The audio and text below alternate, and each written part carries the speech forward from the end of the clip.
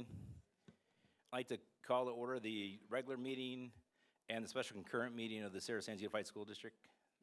At this time, we'll say the pledge. You want to lead us, Mr. Hauk? Please stand. Salute. Ready, begin.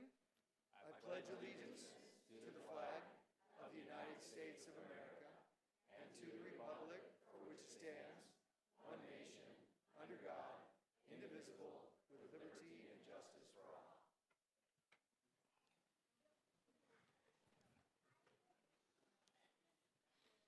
Thank you. Join me in a moment of silence, please.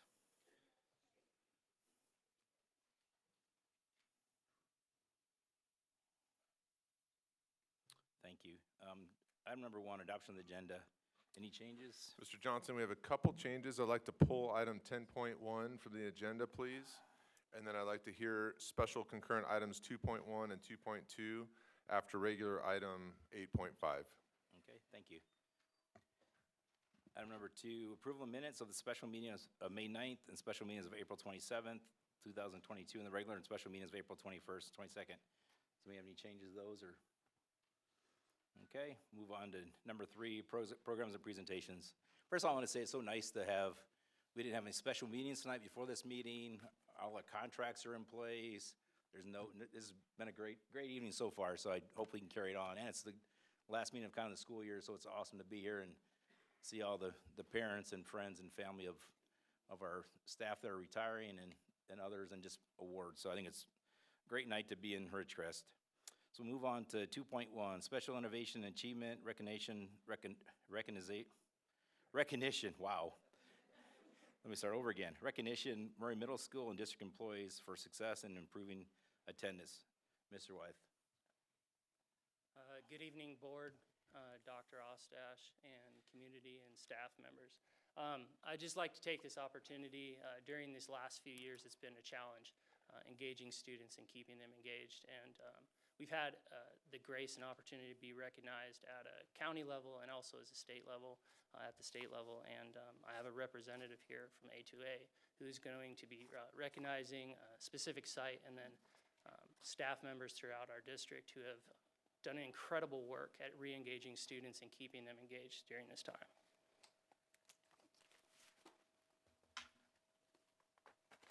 Okay, thank you, Kevin, board and cabinet members, Dr. Ostash, and the community for having me here to present these top performance awards tonight. My name is Lacey Collum. I'm an intervention manager with School Innovations and Achievement. I've been working very closely alongside Kevin and your school sites as well. It has been my pleasure to partner with the district leadership and staff members here as we focus on attendance. The reason this focus is so important is because research shows that student achievement is inextricably linked to attendance. Inextricably, that's a tough word too. In our partnership together with the Achievement Initiative, we have challenged ourselves to continue the thriving attendance culture here at Sierra Sands USD, because we believe that creating a culture of achievement begins with creating a culture of showing up. There have been some unique challenges that all districts have faced in the 21-22 school year, yet the work of your SARB team and your school sites clearly demonstrates the commitment and dedication that Sierra Sands USD has toward creating a culture of showing up. The result becomes improved student achievement. I am here this evening to help recognize 1 school site and 7 district staff members who have committed to this culture and worked tirelessly in a year with many unique challenges to focus on improved attendance and family engagement. Before we begin with these awards, I would like to specifically recognize the work of Sierra Sands USD's Student Support Services team, led by Kevin Wythe. Under the leadership of Kevin, the SARB team and school sites all regularly engage with the Attention to Attendance program to access data, reporting, and student records that help them support the students they work with. Kevin's dedicated and consistent efforts have made a significant impact on the success of the schools we are recognizing tonight and the district as a whole. And now we can begin with the awards. So the first school that I would like to award is Murray Middle School, and if I could have Jessica please come forward. Jessica Kurtz is the principal of Murray Middle School. And for her, if I can keep everything from sliding here, thank you. For Jessica, I have a plaque of recognition for your school. And then I do also have a certificate for you. So congratulations, Jessica. Thank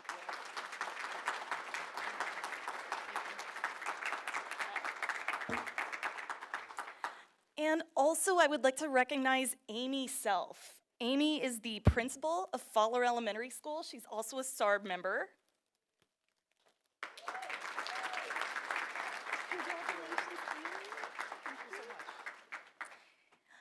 And I would also like to recognize Sandra Castro. She is the assistant principal of Burroughs High School.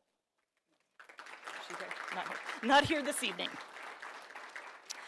Beverly Eubank, the principal of Inyokern Elementary School. Congratulations. Yes. Laura Herbert, assistant principal of James Monroe Middle School. Also not here.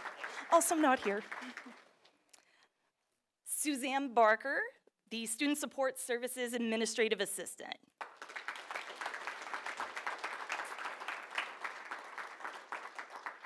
Thank you, Susie. And last but not least, Kevin, Student Support Services Coordinator. Thank you so much for your work. And thank you, board. Okay. Grab my stuff. Thank you very much. Item number 2, presentation to Hannah Osterman, student board member, for her service for 21-22. I think it's down at the, okay.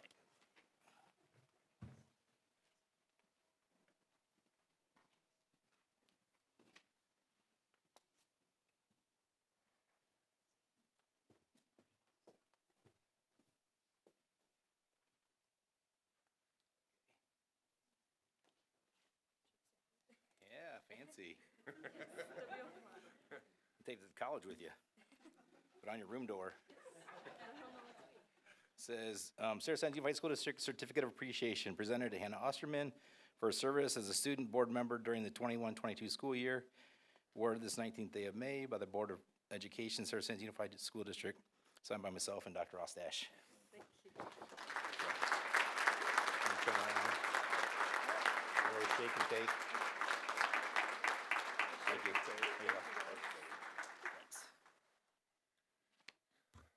All right, good evening, everyone. I echo Mr. Johnson's comments. This is a really nice crowd. We've had some crowds here before. This is a really nice one.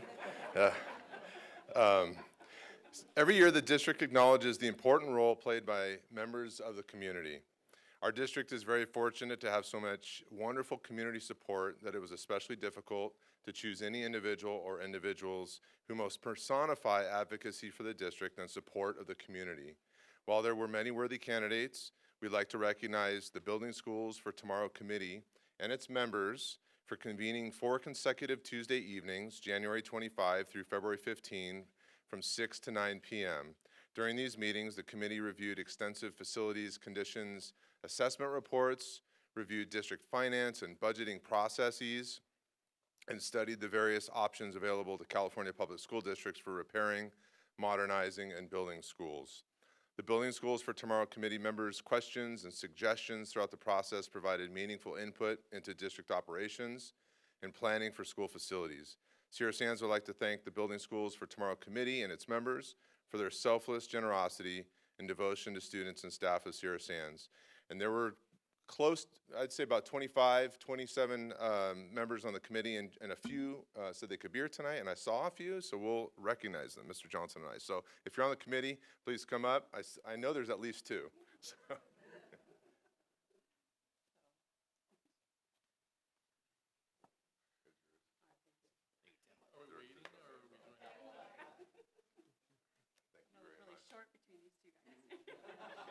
Made me feel like really tall. Thank you.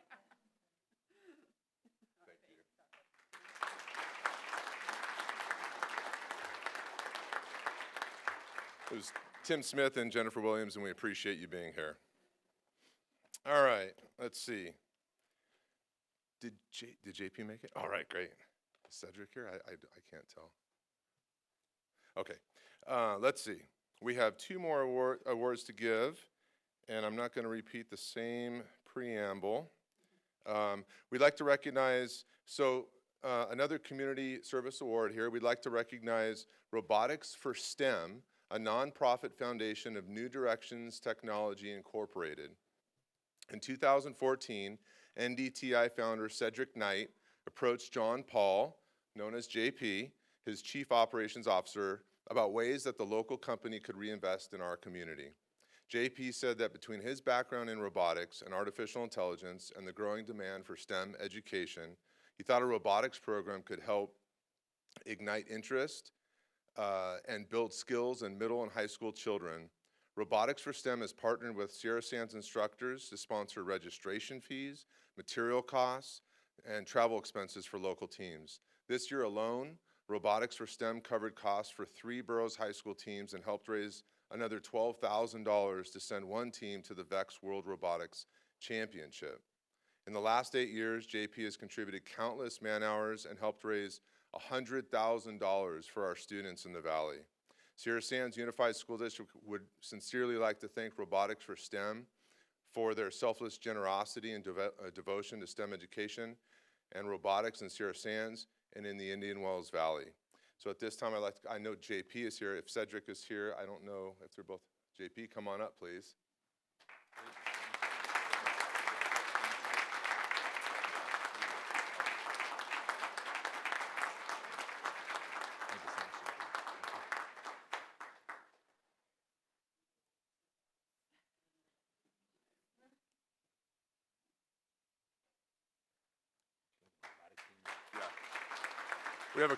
We have a couple members of the robotics team. If you want to stand and just be recognized from the world's team, go ahead, gentlemen. A couple back there, I think.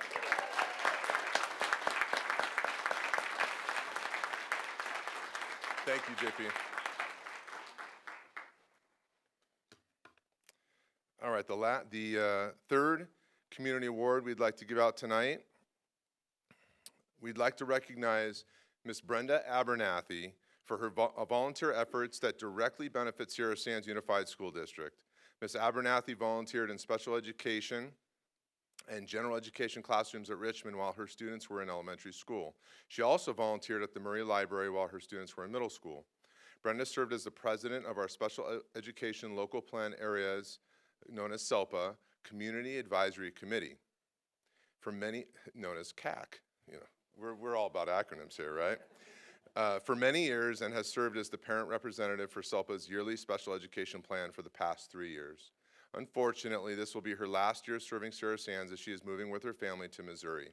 She has been an advocate for not only her own students, but all of our students with and without disabilities for many years. Brenda will be missed by our community, and we'd like to honor her this evening.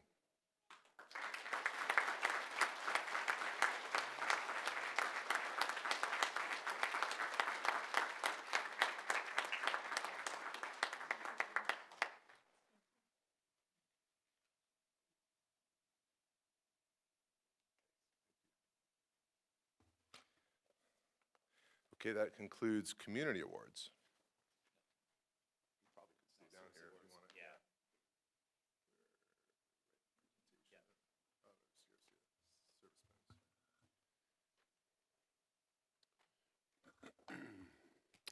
Members of the board, Superintendent Ostash, staff, and community.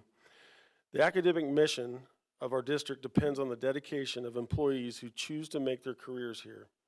In order to show our deep appreciation to these employees, it was decided to implement a service award pin ceremony to be held every year at the May school board meeting. Actually, this is the first one in a couple of years, and we're excited about that. This service award pin represents only a small sense of the gratitude we feel for their loyalty to the district through their years worked here. And so how this will work is I will call groups. The first group is 5 years of service. And then we have 10 years, 15 years, and we'll go all the way to 35 years tonight. And he's not even retiring, thank goodness. And if you would, when I call your name, if you would come up, and Vice President Johnson and Dr. Ostash will give you your service pin. And I think if we stay as a group, we can take a picture and then switch. Did I get it all right? Good. All right. In recognition of 5 years of continued service, I would like to recognize the following employees: Lana Atkinson, Kathleen Anderson, Marie Andrews, Jessica Onis, Aaron Austin, Haley Bell, Katie Bennett, Rebecca Chilbus, Christine Klein, Alexandria Clunan, Pamela Contreras, Brian Cosner, Anna Cotton, Jessica Cox, Stacy Crow, Robert Dunn, Michelle Dyer, Kimberly Foisey, Rosemary Gilbert, Gianna Greger, Irma Hahn, Bill Hartley, Tia Hillowert,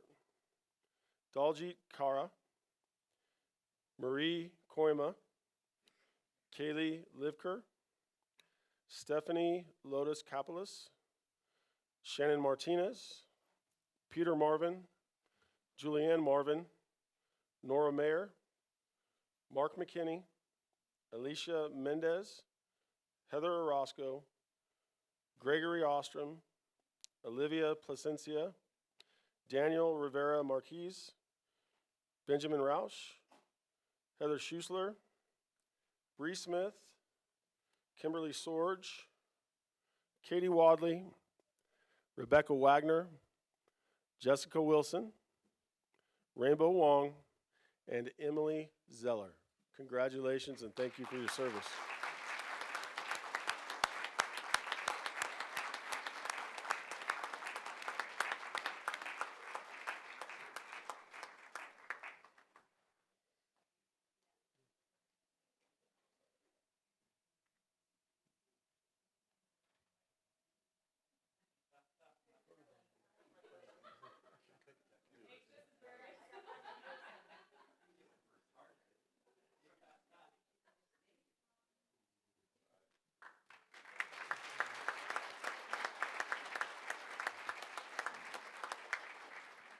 Receiving a 10-year service pin, Jessica Ald, Courtney Broderick, Sherry K. Browning, Maria Duarte, Bill Folden, Wendy Gonzalez, Brianne Hardwick, Vanessa Jager, Alfred Kennedy, Suzanne LeBlanc, Christy McLaughlin, Heather Miller, Lisa Mitchell, Deborah Richardson, Ariane Robinson, Jennifer Smith, Laura Swafford, and Sandra Saportsky.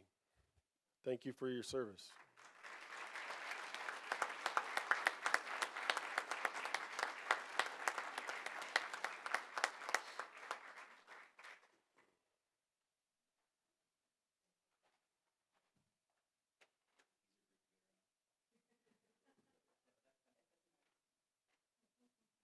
Get out the way.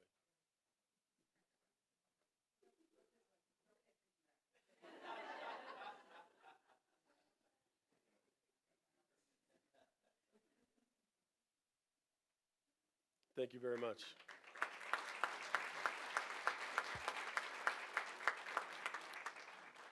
For recognition of 15 years of service, Deanna Anderson, Alicia Castillo, John Cosner, Marletta Dawson, Rosemary Douglas, Michelle Lazaro, Diane Naslin, Laura Rolfness, Amy Shermer, James Trigg, and Diana Wood. Thank you for your service.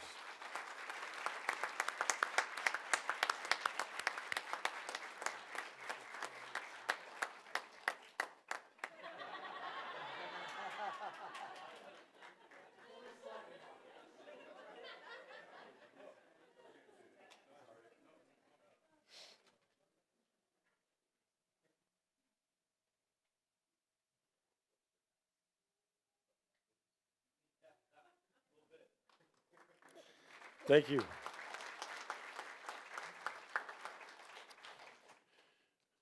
Having served 20 consecutive years, Asan Ahmad, Susie Burgess, Melanie Christie, Lisa Harper, Carolyn Hyatt, Bill Cargill, Kimberly Kennedy, Michael Kennedy, Darcy Kirkpatrick, Susan McAllister, Laura Olinger, Leisha Wetzel, and Melissa Yosishi.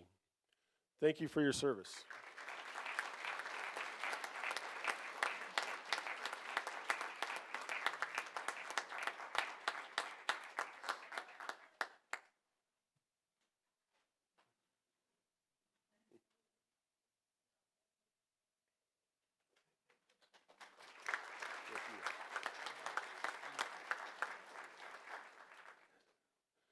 And now with 25 years of service, Tammy Pyatt, Angela Pritchard, Vanessa Vaughn Springs, and Stephen Whiting.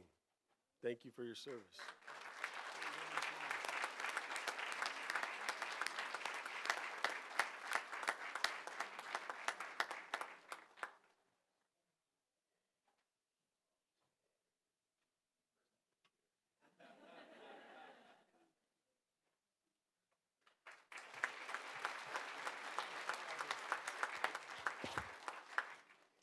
All right, now we're getting to the sections of where there's only one person, and it's not 35 yet. So at 30 years of service, Chris Groves. Thank you for your service.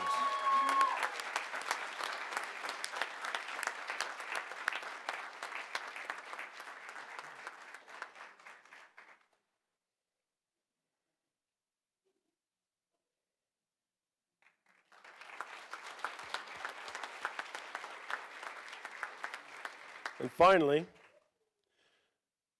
with 35 years of service, Chris Osterman.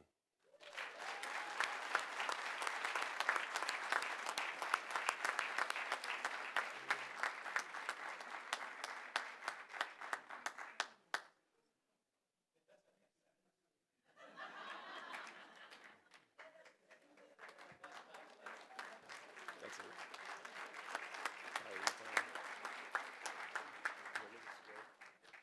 Okay.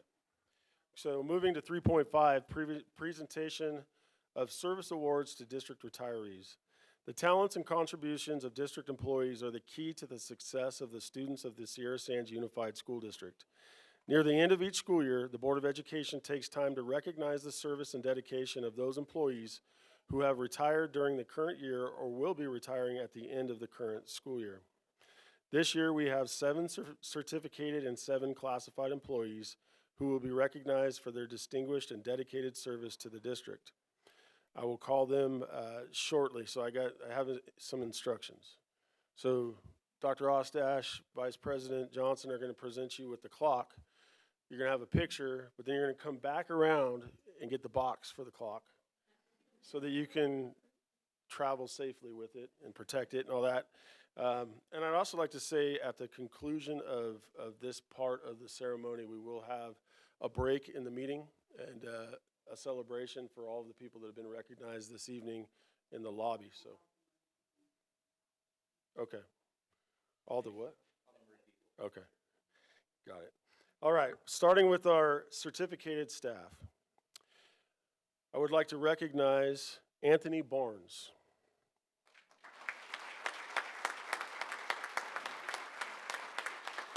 Anthony has been a PE teacher at several sites, but most currently Murray. He started in August of 1995, and he has 27 years of service to the district. He's also been a coach for many of those years. You want to call him up? Okay. And then I would like to call his better half, Mrs. Dora Barnes.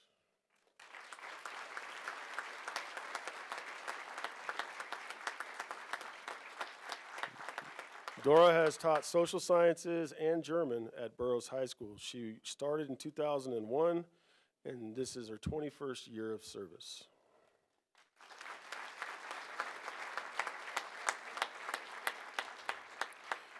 The following retiree couldn't make it this evening, so I would just like to recognize her quickly. Carrie Durchie, 3rd grade, Pierce. This is her 19th year of service, so For the Pierce people, let's give a round of applause.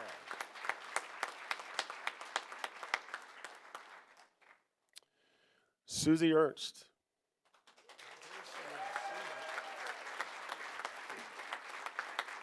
Susie has served in many roles within our special education department, most recently as a program specialist with SELPA. She started with the district in 1991, and this is her 31st year of service. Susie Ernst.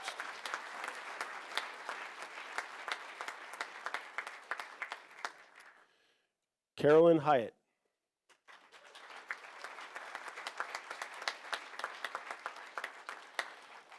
Carolyn has taught at Fowler, at Inukern, but is most currently serving as the district's assistive technology instructor with SELPA.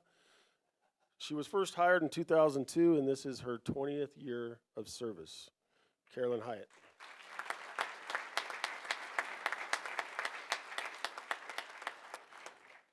Robin Loftus.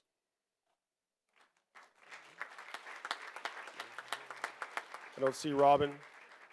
Robin is her current position is as an English teacher and ceramics teacher at Mesquite, and this is her 19th year of service to the district. And finally, for the certificated side, Heidi Miller Costanzo.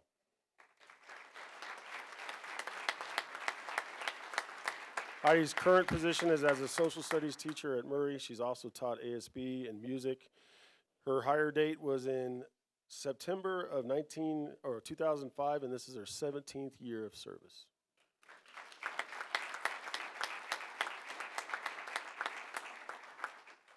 You want to do just this group or all together? Taking direction here. All right. Now moving to our classified staff. I'd like to start with Manny Castrance. Is Manny here?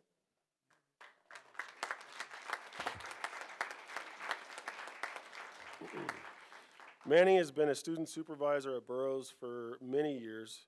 He was hired in 1998, and this is his 24th year of service. I'd like to call up Sheila Goldall. Sheila is a paraprofessional too with SELPA. She was hired in 1994. This is her 28th year of service. Representing classified management, Chris Groves. Chris is the Child Nutrition Services and Warehouse Supervisor. She was hired in 1992, and then, as we recognized a few minutes ago, this is her 30 years of service to the district.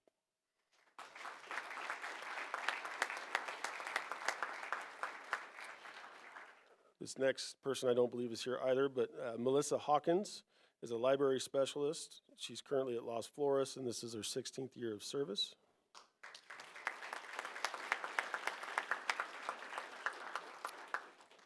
Rebecca Hendrickson. Is she here?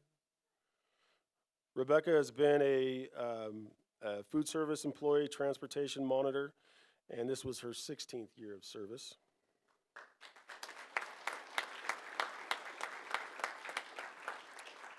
Elaine Lepresti. No. Elaine Lepresti's current position or most recent position was as the school office manager for Mesquite. This was her 16th year of service to the district. And finally, I know this young lady is here, Kathy Rolfe.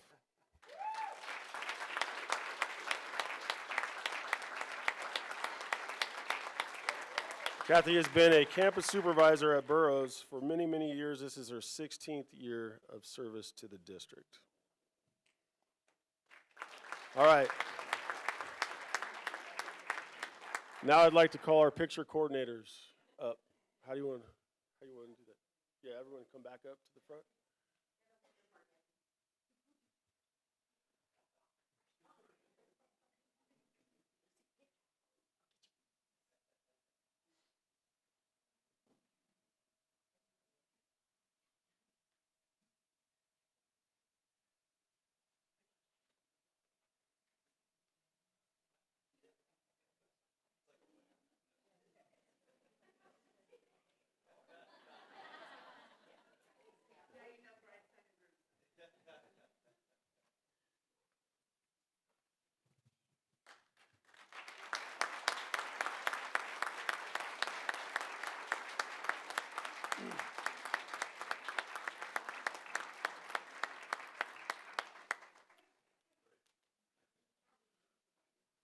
Mr. Johnson, did you want to call a recess?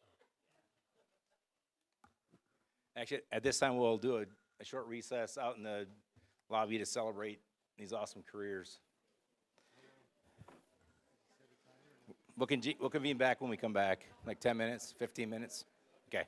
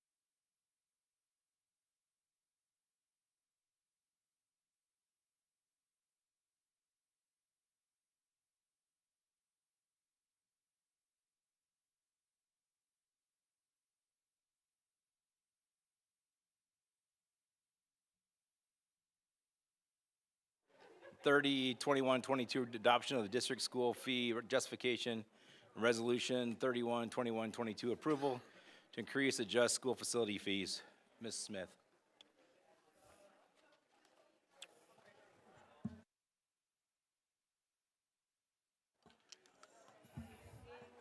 Can you grab the door, please? That'd be awesome. Thank you so much. Thank you, Vanessa. Sec. 5995 and Education Code Section 17620 establishes a maximum statutory fee that may be charged against development projects within a school district and authorizes the amount to be biannually adjusted for inflation as set forth in the statewide cost index for Class B construction as determined by the State Allocation Board at its January or February meeting in even-numbered years. In order for a school district to assess the increase in Level 1 developer fees, it must prepare and adopt a facilities fee justification study, commonly known as a school fee justification study. The board must then conduct a properly noticed public hearing at a regularly scheduled meeting for public comment to be received in regard to the scheduled agenda items, which recommend adoption of the 2022 school fee justification study and adoption of an increase in Level 1 developer fees to $4.79 per square foot for residential development and 78 cents per square foot for all categories of commercial industrial development, except for properties that are classified as rental self-storage properties, which would increase to 0.126 per square foot. The resolution adopting the school fee justification study can be found in item 11.2, and the resolution adopting an increase in the Level 1 developer fees can be found in item 11.3 of the current board packet. There are no financial implications for this public hearing. It is recommended that the board conduct a public hearing on the proposed adoption of the district school fee justification study and the proposed increase adjustment of Level 1 developer fees as presented.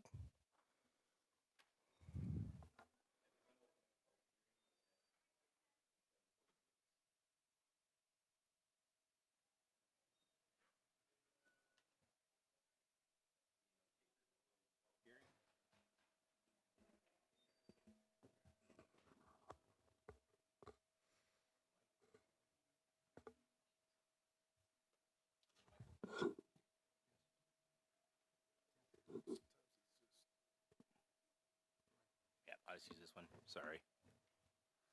Move on to item number 5, reports and communications. At this time, we'll back off. There it goes. Okay, we're back on. At this time, we'll do a student report. Actually, Hannah went to the Yearbook Extravaganza, so Dr. Houck will read this student report. All right. First, we'll do Murray Middle School's report. Over the last few weeks, the students have been very busy taking CASP and CAST exams. Currently, Murray has reached the 95% goal in almost every area. We're still working on makeup testing and will continue to do so through the remainder of the school year. At the end of April, our GTT students took a field trip out to the Inyokern Airport. Murray staff also participated in the annual Run With Your Teachers event.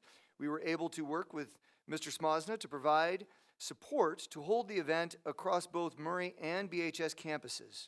The weather cooperated, and we enjoyed a very pleasant morning, seeing many new and familiar faces. Teacher Appreciation Week was a huge success, thanks to the Murray PTO. They provided goodies daily for our teachers and staff, which is very much appreciated. Both Murray Orchestra and Band performed on Wednesday night. We had a large turnout, and everyone was able to enjoy watching the students play. The Jets Yes workshop was last Friday. We had multiple scientists come from the base to engage the students in some interesting lab activities. This week, we are excited to welcome the incoming 5th graders for a campus visit, and we are also preparing for the 8th grade lock-in. This kicks off our end-of-the-year activities as there are numerous events planned for next week, including 6th and 7th grade award ceremonies, a spirit party, a field trip to the movie theater, and promotion. Next is Monroe Middle School. Over the last several weeks, students finished their final class competitions, spirit days, and of course, their whipped cream fling for student backpack fundraising. Anchored for Life was able to buy more than 13 backpacks for their service project to help ensure students have the supplies they need to succeed. Our Black Student Union is also hosting their final cultural event on Friday. Students get a sample ticket upon entry and can try the different cultural foods while learning about places around the world. Yearbooks are incoming, and students have the opportunity to receive it early at the Extravaganza on Monday, the 23rd, party with their peers. Choir, orchestra, and band all had their final concerts jointly held at BHS this week. Students prepared for the joint concerts with their final on-site concerts the week before. State testing is completed, and course finals are wrapping up in the coming days. After Monday, students will be recognized for their success with academic award assemblies, year-end celebrations, the 8th grade field trip to the movie theater, and of course, promotion at Kerr-McGee Center on the 26th. Congratulations, students, as we reflect on all we've accomplished through several difficult years. Go Tigers. Next is Mesquite High School. Our biggest news is that we now have 25 graduates and expect at least 9 more by the end of the year. This is such a rewarding time of the year for our students and teachers. Our graduates have overcome some hard obstacles, and we are so very proud of them. Our students celebrated our teachers for Teacher Appreciation Week by offering room service and allowing teachers to order their favorite snacks and drinks. ASB continues to be busy as we wrap up the year. ASB members continue to work at the food bank, and they are preparing for the end of the year barbecue on Friday, May 20th, and the yearbook signing party on the 24th. And our May Spirit Days are Hawaiian Day and Dress Like a Teacher Day. The Mesquite Awards ceremony and graduation practice will be on the 25th. And finally, we want to invite everyone to our graduation ceremony on May 26th at 6 p.m. at Mesquite High School. And finally, the Burroughs High School report. In our final month of school, we have stayed very busy. Spring sports have come to an end. The swim team won their league, and a few students went on to CIF. Bryce Halterman qualified for Nationals, which is happening in August. A few members of our track and field team attended CIF on May 14th. Yassine Sardar made finals for track. He finished 6th in the finals for the 1,600 meter and 8th in the 3,200 meter. Will Novascone finished 7th in the discus. Jocelyn Hogard finished 3rd in the shot put, and she qualified for Masters. Digby Anderson made it to CIF for tennis. David Villacana placed 10th in league for golf. In May, we had 2 Spirit Days, including first initial day for our last Spirit Day of the year. Our robotics team traveled to Texas to participate in the World Championships. They are the first Burroughs team to qualify ever for the Worlds. They finished 5-5-0 with a rank of 42 out of 82. The students in the drama company gave monologues and did one-act scenes from the play Trifles. The students performed Friday, May 13th and Saturday, May 14th. The choir and orchestra will be having a year-end concert Tuesday, May 17th. The band is having its year-end concert on Wednesday, May 18th. I suppose those things just happened. Senior activities are in full throttle. On Monday, we had senior award ceremony. Today, right now, is the Yearbook Extravaganza, where students can sign each other's yearbooks and experience a concert by one of our teachers and a student. Tomorrow will be senior celebration. Students will be traveling to the Oasis Pool, where they can enjoy yard games, free food, and the pool. Next week is finals, which take place on Tuesday, Wednesday, and Thursday. Graduation takes place in the evening of the 27th, starting at 8 p.m. We would like to wish everyone a great summer and thank everyone for their hard work this year. Thank you. Move on to 5.2, reports to members of the board. Ms. Ferris? I just want a couple of quick comments. It certainly is nice to be able to celebrate some of the things we haven't been able to celebrate for a while and recognize people for their contributions to our kids in the district. It's also been very nice to attend some of the events at the schools as we wrap up the year. I had the opportunity to attend the 2 music events at Burroughs. It's very impressive to see the growth and strength of the program and what we're done to expand opportunities next year. It's just very heartwarming to experience what's happening in our district at this time. As that one thing, this weekend is the California School Board Association Delegate Assembly up in Sacramento, so I'll be traveling there this weekend to work on legislative things for CSBA And I'm looking forward to all the end of the year activities and graduation. It's nice to finish out a year and hopefully go into next year as maybe a normal year. Move on to 5.3, Superintendent's Report. Dr. Ostash. Thank you, Mr. Johnson. The attendance report, month 8 enrollment is 4,995 students. Last year this time was about 859, so we're up 136 students. So it's a good trend. And then right now I want to highlight something that has been threaded in and out of our conversations for several years because it's been such an important program. But I'm going to take just a few minutes to highlight and make sure that those in the audience and those in the public who are listening to this meeting are fully aware of the significance of some of the modernization and facilities, the facilities modernization and new build efforts that have taken place over the last several years in Sierra Sands, and how federal and state and locally generated revenues can work together, they're interrelated, and how they can kind of serve as an economic flywheel for generating follow-on resources. And you'll note that we acknowledge the Building Schools for Tomorrow Committee members, and they deeply analyzed a couple of things I want to mention here. So probably of most prominence is through the United States Department of Defense. We used to know it as the Office of Economic Adjustment, but now it's the Office of Local Defense Community Cooperation, known as OLDCC. And they have, OLDCC has a number of construction projects under its auspices. For us, the Public Schools on Military Installations, or the PSMI program, is the one that has allowed us to bring significant facilities improvements to Sierra Sands just by virtue of the fact that we have old facilities that need repair on Navy Department of Defense grounds. I'm just going to read a paragraph here and give more of a casual response of how it works for us. So the PSMI program is this. It serves for the construction, renovation, repair, or expansion of facilities under the Public Schools on Military Installation program, and it's by congressional authorization, which provides funding to construct, renovate, repair, or expand public schools located on military installations to address capacity and/or facility condition deficiencies as priorities by a Secretary of Defense approved prioritized listing. And there is a list, and we have several of our schools on that list, and I'll share a little bit more detail about that in a minute. This program of assistance is available by invitation only, based upon a school's placement on that prioritized listing and the availability of appropriations. It ensures the children of service members are taught in environments that are safe, secure, conducive to learning, and that mirror the local standard for other schools within that region.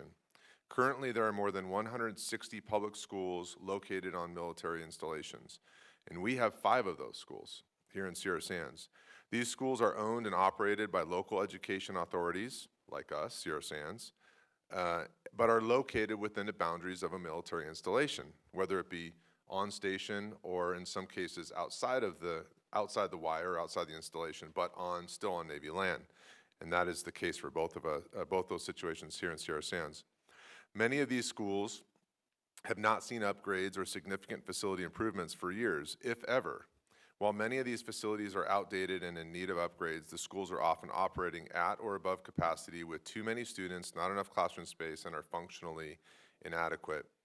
And I should mention that these PSMI grants are 80% grant revenues sources with a requirement for a 20% match. So in our case, Sierra Sands, or down the road in Muroc, where they've had some of these projects, you do have to come up with the 20% match. But obviously, that's a small contribution in exchange for an 80% investment in our community from a federal source. And so that list that I'm describing of 160 schools, Murray Middle School was number 4 on that list, with number 1 being the most in need and number 160 being the least in need. Murray was number 4 and Burroughs was number 10. So it's not surprising that those were the first 2 projects that we got accomplished in Sierra Sands, and it was between the modernization at Burroughs and the new build at Murray Middle School, we got approximately $70 million to support that effort. And then Richmond Elementary School is number 37 on the list. And we were called up a couple of years ago to begin the process we were eligible. They had gotten the appropriations to go down to that level, and we were qualified to build a brand-new Richmond Elementary School, and we'll be breaking ground in the next several months. That will be an $80 to $90 million build, and so that's a tremendous amount of money, obviously, a lot of escalation and cost, but we're grateful that we have that federal grant revenue source. And then this is a really exciting announcement to make, is that we have now been invited, because Pierce Elementary School is number 57 on that list, and we now have been invited. Captain Vaughn is in the audience, and he and perhaps a team member of his and Mr. Coit and I will be attending the week of June 6th. We'll be there for specifically meetings on June 7 and 8 to transmit a proposal for a Pierce Elementary project. The proposal can range from a new build request or modernization. It depends on what we decide is the most appropriate proposal. And we're actually meeting locally, have a couple meetings set tomorrow, and perhaps one more meeting before we actually travel to Arlington, Virginia to do that. And so it's a very comprehensive process. It's super important. But I want to highlight something that, that we should know locally, and that is that Buick Elementary School is also on the OLDCC list. However, because it's considered closed by the OLDCC, the Department of Defense, we're sort of off to the side on that listing. We're not activated yet. Until we have a plan in place to have an actual permanent ongoing school program. The fact that Richmond School is at Buick right now is really more of a temporary basis. It does not serve, does not qualify as a permanent program.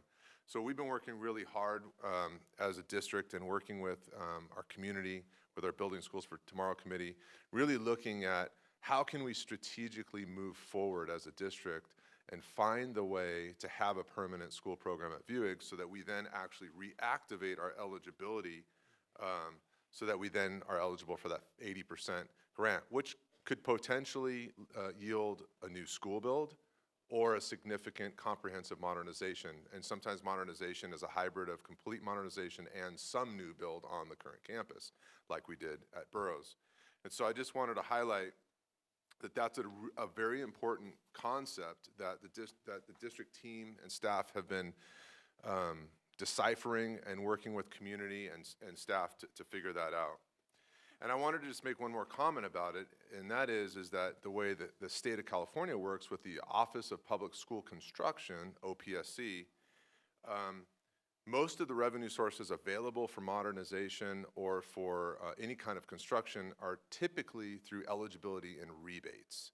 You typically don't qualify in California to get money to go do something. You typically find the way to do that with state or federal or locally generated revenue, and you do it, and then you file an application, and there's some level of whether it's modernization rebate, facilities hardship, or financial hardship.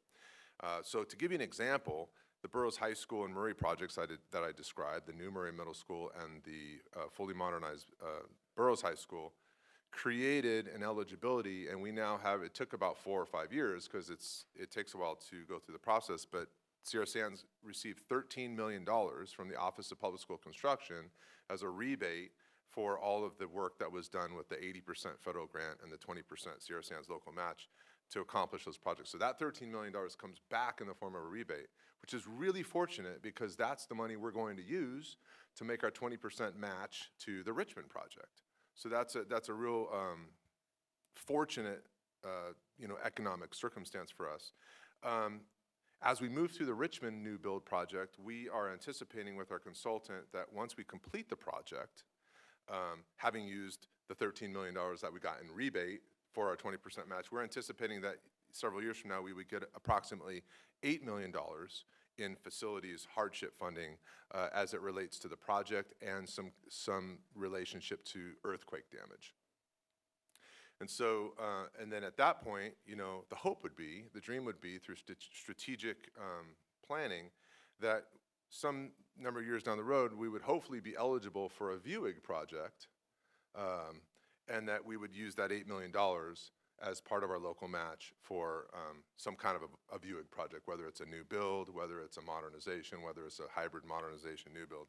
So I just wanted to describe to the board the importance of, one, of the fact that we have the OLDCC grant funding opportunity because of our schools on base, but how that relates to kind of that economic flywheel of funding and how it's really important as a district that we maintain our partnership with community members in looking at our facilities, conditions, reports, and understanding how we can optimize everything that we do so that we position ourselves for the best funding possible from every external source that we can.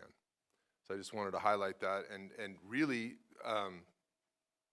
the catalyst for this whole little monologue here was that we're really excited that we got this invitation to make a proposal for Pierce Elementary School. Looking forward to our travel in early June, and we'll work really hard to advocate for the very best project related to Pierce Elementary, and that'll be an exciting time for us in the coming years. And having said all of that, I just wanted to highlight that we do have graduations and promotions coming up. We have our adult school graduation in the Burroughs High School Performing Arts Center tomorrow evening at 6 p.m. Our Maria Monroe promotions are at the Kerr-McGee Center next Thursday during the daytime. If I remember correctly, actually in the full morning chunk. Mesquite graduation will be at Mesquite High School at 6:30 p.m. on next Thursday as well.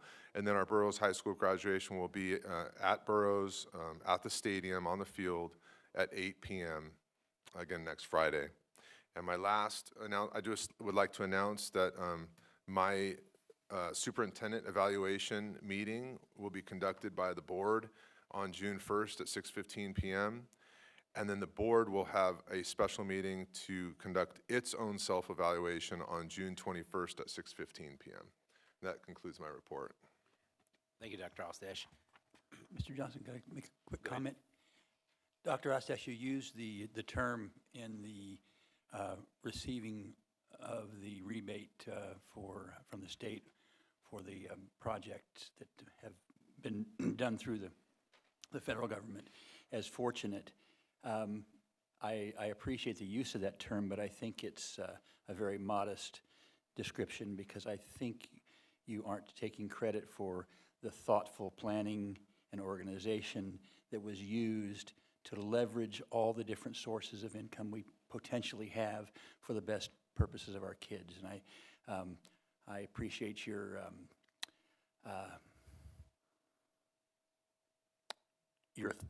thoughtful choice of words so as not to aggrandize what has been done by you and staff and the community in accomplishing that.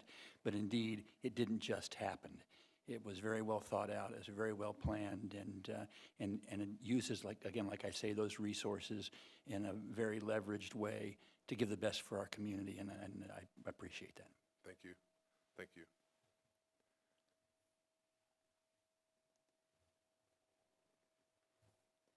Okay, we'll move on to 5.4, report to the Board of Trustees by the Designated Teacher Association.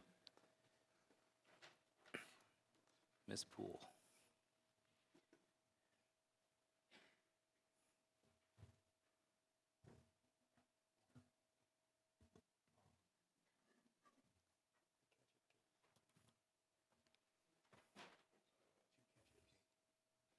It is indeed ketchup, cupcakes. I'm totally serious. So no mustard, it's ketchup cake. Ketchup cake. Look, and it's in like hot dog things, make you think, oh, ketchup, hot dogs. So it's sour cream frosting, no mustard, and then there's ketchup in the cupcakes. My department has eaten it. If you think you're getting any of this, you're crazy. Oh, we're not allowed to eat in here, Tim? I'll eat it. You're going to defy the city? You're I gonna eat get food in some trouble. Iraq. I can eat this. It's like, I even have picnic napkins again. I probably need a bib. And a lot of people in Burroughs like these.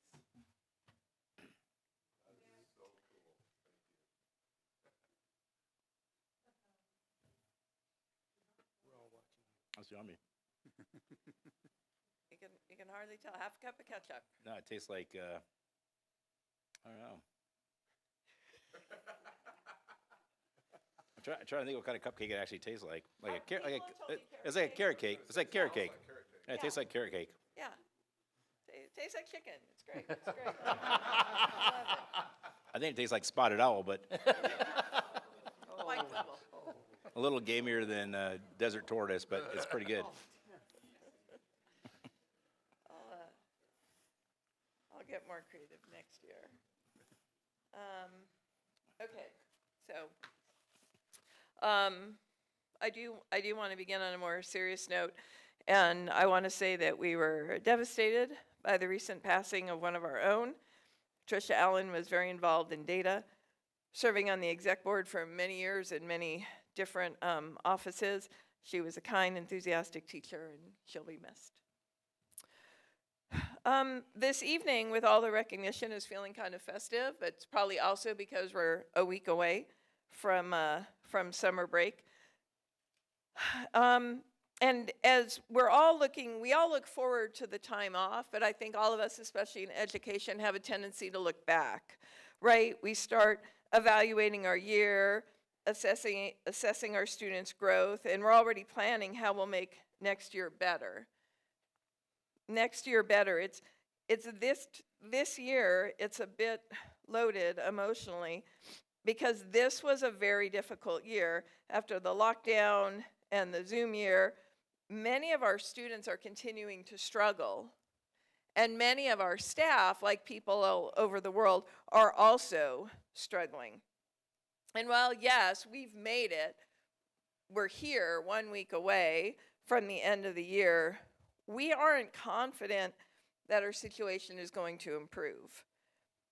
We were promised SEL this year, but we don't really know where it is. I don't know where it is.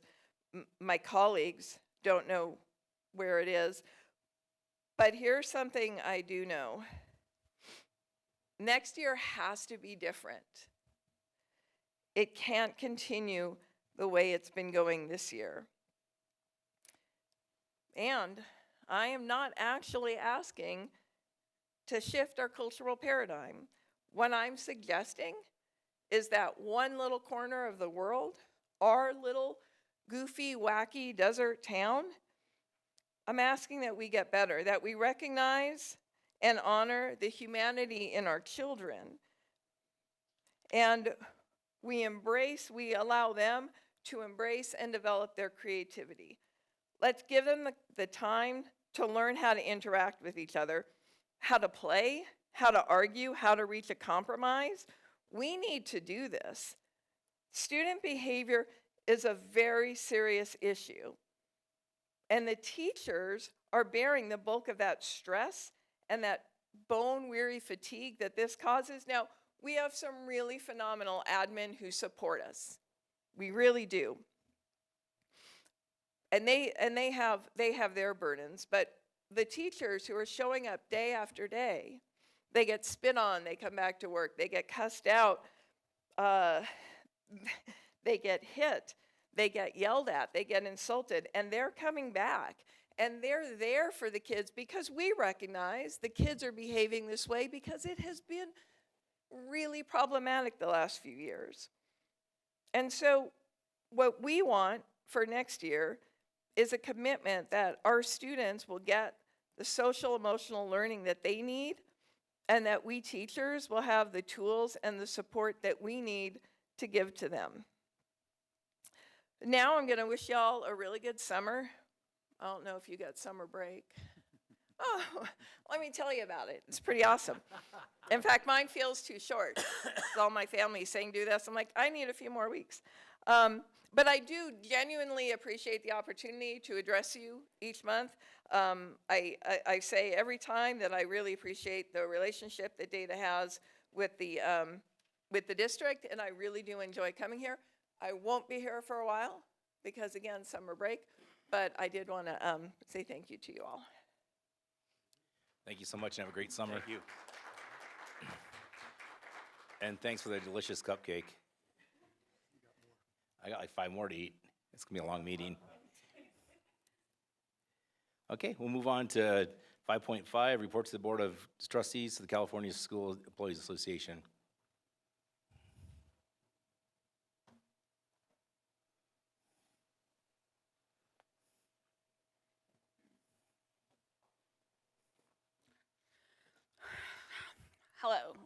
Board President, Board members, Superintendent, Dr. Ostash, staff, and community. CSA's bargaining unit has voted on the TA and it has ratified. We feel we are headed in the right direction in order to fix the subpar pay scale that we have. We understand that it cannot get fixed overnight, as this mess has occurred over the last 4 years. We continue to lose valued employees, not only due to the higher inflation and low pay, but also due to the fact that our classified staff do not feel safe. They too get spit on, stuff thrown at them, cussed out, and the lack of staff and the more support, the lack of the staff and more work put onto the staff that we do not have. We hope to be able to employ qualified employees, but definitely need to have a better starting off level entry pay. We are also looking forward to summer break. Thank you. Thank you. Next, we'll move on to number 6, communication from the public. The board will provide time during the discussion of each agenda items for the members of the public to comment. At this time, members of the public may address the board on an item not on the agenda. Comments should relate to items of public interest within the board's jurisdiction. The law prohibits the board taking action on these items not on the agenda. If appropriate, the comments will be referred to staff for response. When addressing the board, please state your name at the podium and limit your remarks to 3 minutes. In accordance with the board bylaws, the board will limit the total time of public input for 30 minutes. Those wishing to address the board beyond the 30-minute time limit may do so at the end of the scheduled meeting agenda. So, my name is Annika Hauk, and I live at 1121 Sydnor Avenue. Good evening, members of the board, Superintendent Ostash, staff, and members of the community. 3 years ago, I stood where I am now and asked the board to put dual and concurrent enrollment as a discussion item on a future agenda. Since then, I have taken 15 classes at Saracosa Community College and have earned 48 transferable college credits, all for free. Thanks to the update in board policy, several of these credits counted towards borough's graduation requirements. Next year, I aim to finish 4 associate's degrees, and I am considering transferring to a 4-year institution as a junior. I am now preparing to graduate from Burroughs High School next Friday. I had the ability to do all this because the board heard my request and responded. I wanted to say thank you tonight to all the board members, the administrators, and the teachers who welcome and honor dual and concurrent enrollment at Burroughs. I am so glad there are now more academic opportunities for all students at the high school, and I am excited for the students who will get to see it grow, including my 5 siblings. Thank you for what you have done in these past few years.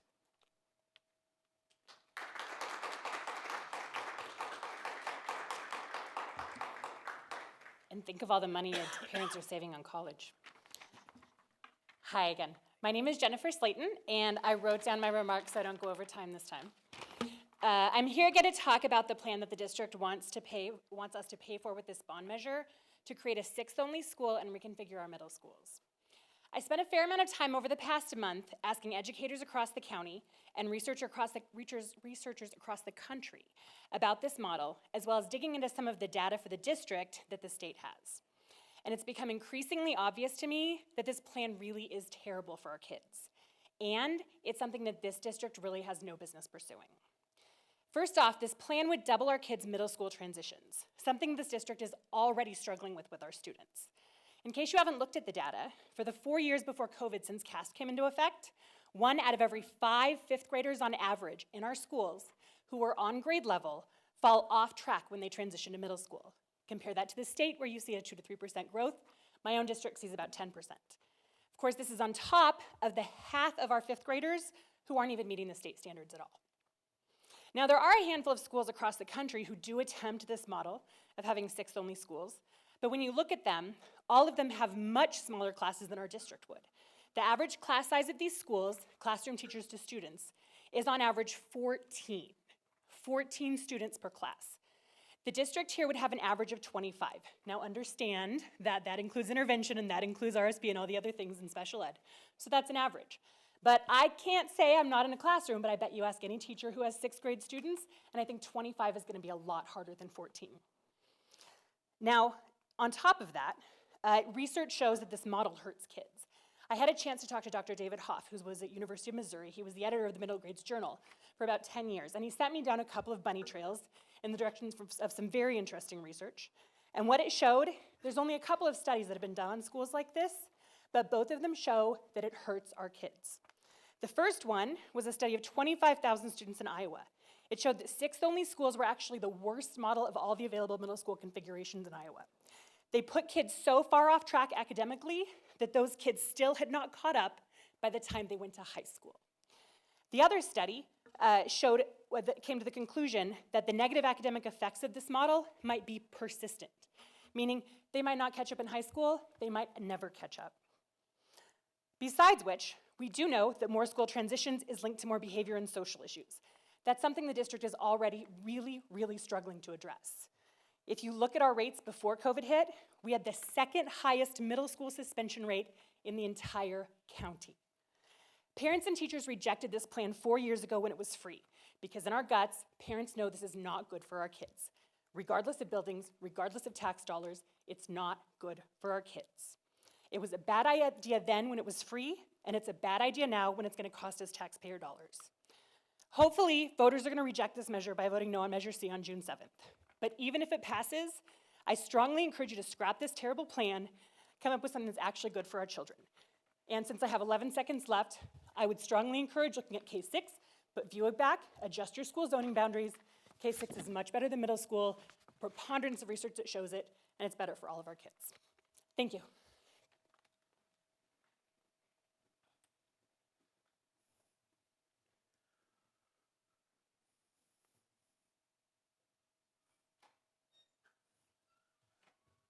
Okay, we'll move on to item number, the public comment will close, and move on to item 6.60, Education Administration.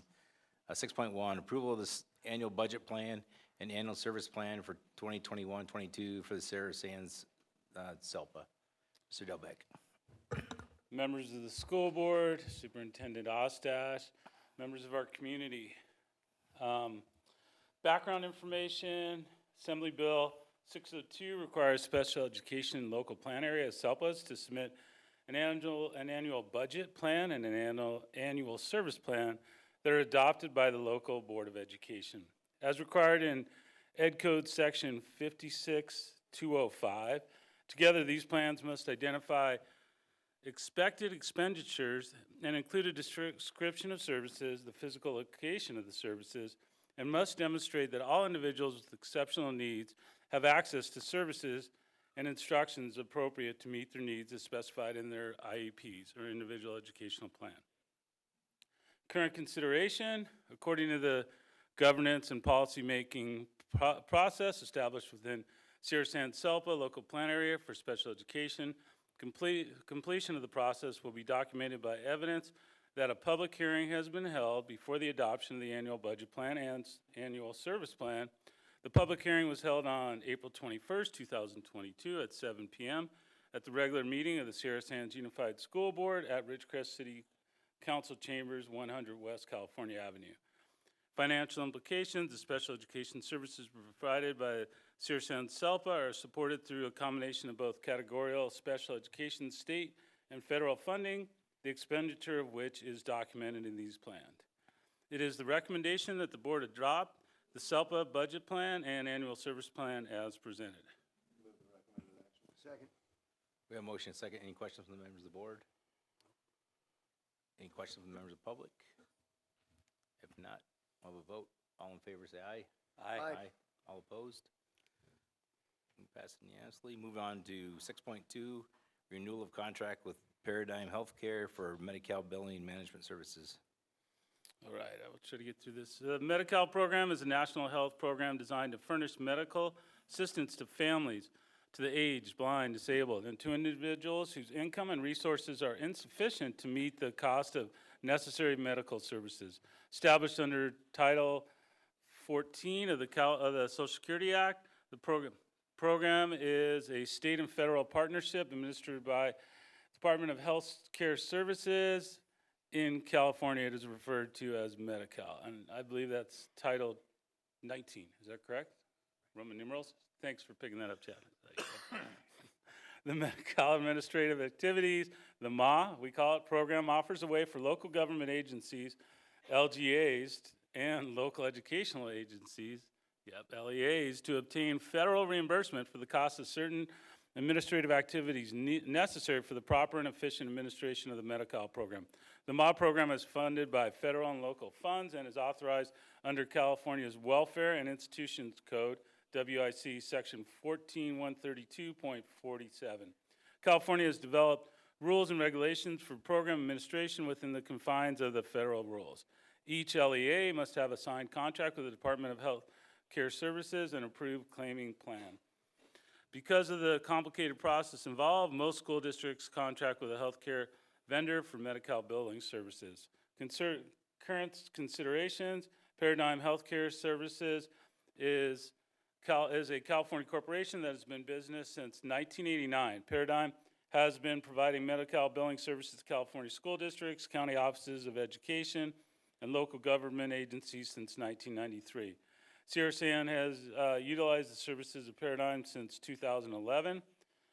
Paradigm's current service agreement covers the following billing services: program implementation services, training and materials, claim preparation and submission, management reports and program analysis, coordination with client, preparation of the annual cost and reimbursement comparison schedule. Workbook. Paradigm fees for an LEA, that's financial implications. Paradigm fees for an LEA's claims will consist of a flat fee for each claim served by DCHS approved for reimbursement. Paradigm will invoice the district monthly based on approved DCHS reimbursements. The anticipated LEA billing service cost for the 2021 through 2026 school years is $125,000.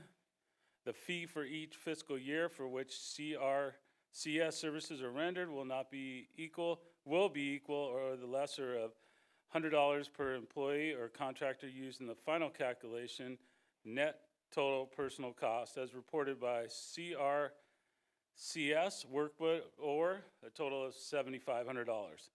It is a recommendation that the board approve the service agreement with Paradigm Health Services as presented. Move the recommended action. Second. A motion, second. Any questions from the board? Any questions from the public? If not, all in favor say aye. Aye. Any opposed? Move on to 6.3, approval of contract with Tiny Eye Therapy Services for speech language pathologist. According to state and federal laws and regulations, school districts are required to assess students who have been referred for special education services in all areas related to the suspected disability. Assessments must be administered by trained and knowledgeable personnel. A student must be assessed when first referred for a specific suspected disability, then considered for reassessment at least once every 3 years after qualifying for special education. After the parent or guardian signs a consent for an assessment plan, the district has 60 days in which to complete the assessments and hold an IEP meeting to discuss the student's eligibility. If the student qualifies for special education services, the district must provide those services according to the student's individual education plan or IEP. Critical shortages of special education teachers and related service personnel, including speech and language pathologists, exist in all regions of the country. The shortage of speech pathologists will continue to grow, not only because there are not enough graduates, but also because the number of children diagnosed with communicative disorders will continue to increase. Current consideration: in March 2022, Sierra Sands had one speech therapist go on maternity leave for the remainder of the school year. To accommodate the speech needs of our students, the district would like to contract with Tiny Eye Services to provide teletherapy services for the remainder of the 21-22 school year. The district has the vacant position for the SLP posted on EdJoin for the following sites: Fowler Elementary, preschool through 5th. The district will be contracting the services of a 1.0 full-time speech and language pathologist with Tiny Eye. Tiny Eye provides speech therapy services using touchscreen computers. The therapy is provided by licensed speech therapists qualified in the state of California. The estimate cost for one full-time therapist of speech therapy service is $19,800. This will be paid through the special education budget. Superintendent's recommendation: it is recommended that the board approve the contract with Tiny Eye Therapy Services to provide teletherapy speech services at Fowler Elementary for the remainder of the 21-22 school year. Second. We have motion second. Any comments from the board? Any comments from the public? All in favor, say aye. Aye. Aye. Move on to 6.4, approval of annual membership of Gold Book Toolkit. Okay, background information. Annual IEPs are statements that describe what knowledge, skills, and/or behavior student is expected to achieve within the year the IEP will be in effect. According to federal and California law, the IEP must include measurable annual goals consistent with the student's needs and abilities, as identified in the student's present levels of performance. Annual goals should focus on knowledge, skills, behaviors, and strategies to address the needs that are preventing the student from progressing in the general ed environment. Goals should address the student's unique needs across content areas and should link to the state standards so that a student has foundational or prerequisite skills to use and strategies needed to assess and progress in the general ed curriculum. Current considerations: developing IEPs that are aligned to the state standards is uniquely challenging for special education teachers. They must develop goals that meet each student's need while maintaining academic rigor. Goalbook tool is an online Common Core standard-based goal bank. It aids teachers and case managers in developing IEP goals using the essential or core purpose of the standard. It has pre-K to 12 goal banks for reading, writing, math, speech, autism, occupational therapy, alternative academics, life skills, and transition goals, as well as goals for behavior and social emotional learning.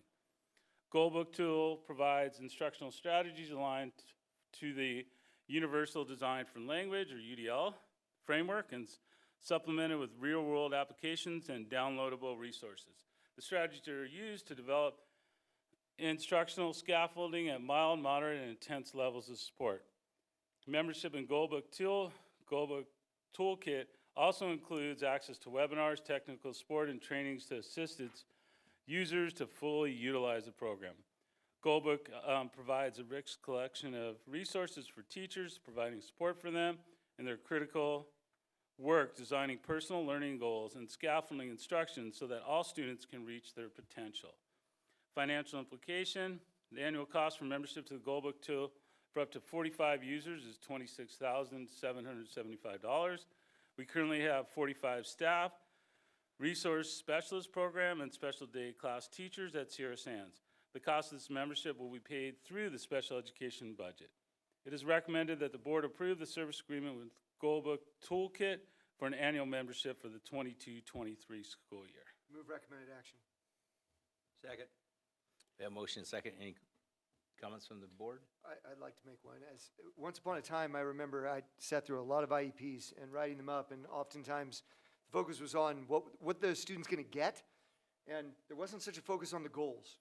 And really, it's setting goals and how they can go meet those goals. That is the whole purpose of the IEPs.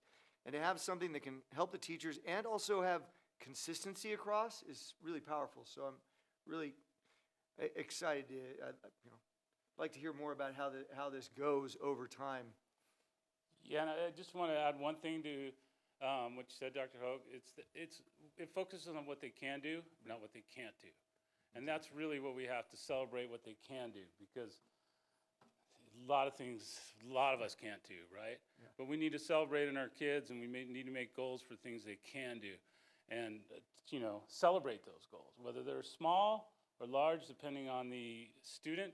We always set goals that a year from now, if they made it, hey, good for them, right? You want to set goals up here as opposed to, so thanks. Well, and sometimes it's hard to identify the goals. If the team has to come up with them out of thin air. So to have a bank of them to pull from is also, I think, something that's a very powerful part of this tool. So thank you. Any more questions? Any comments from the public? If not, all in favor say aye. Aye. Aye. Move on to item 6.5, Education Partnership Agreement, EPA, between Sierra Sands Unified School District and the Naval Weapons Center, Weapons Division Activity. Dr. Safko. Good evening, Vice President Johnson, members of the board, Superintendent Dr. Ostash, staff and community. Congress enacted Public Law 101-510 on November 5, 1990, 10 United States Code 2194, Education Partnerships, for the purpose of encouraging and enhancing study in scientific disciplines at all levels of education. 10 U.S.C. 2194 requires the Secretary of Defense to authorize each defense laboratory to enter into one or more education partnership agreements with educational institutions in the United States, including local education agencies, colleges, universities, and nonprofit institutions that are dedicated to improving science, mathematics, and engineering education. In accordance with and in support of the goals and objectives of Title 10, United States Code 2194, Education Partnerships, the Naval Air Warfare Center Weapons Division, NOC-WD, and Sierra Sands Unified School District, the partners, have entered into an Education Partnership Agreement 22-2194-2042.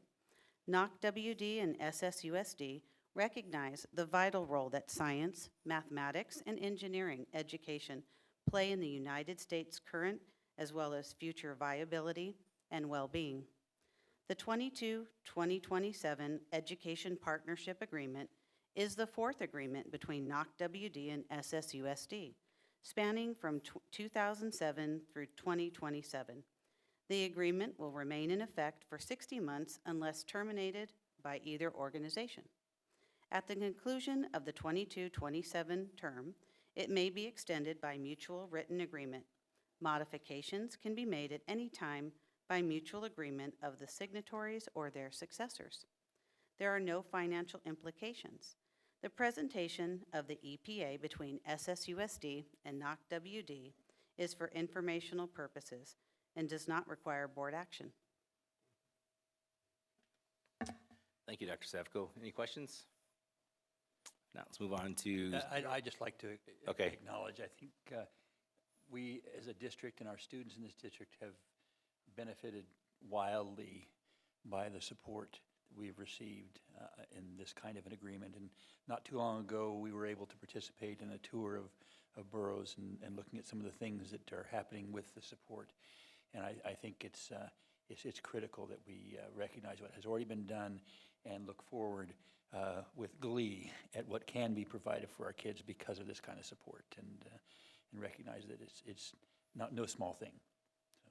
thanks. Dr. Ross. Well, I think Mr. Ferris basically covered it. I'll just add that we did have Dr. Savko and members of our team, and a couple of you were there, and Executive Director Dan Carino and his team were there a couple weeks ago, I think, and we did what we called a ceremonial signing, but we integrated with that a tour, as you said, Mr. Ferris, through the engineering building, and we got to look at fabrication in the metal shop and the robotics, and Vex's team was getting ready to go and do their thing, and so it was just a really fun day. Some of you may have seen it in the News Review and the Daily Independent, and we just appreciate the partnership.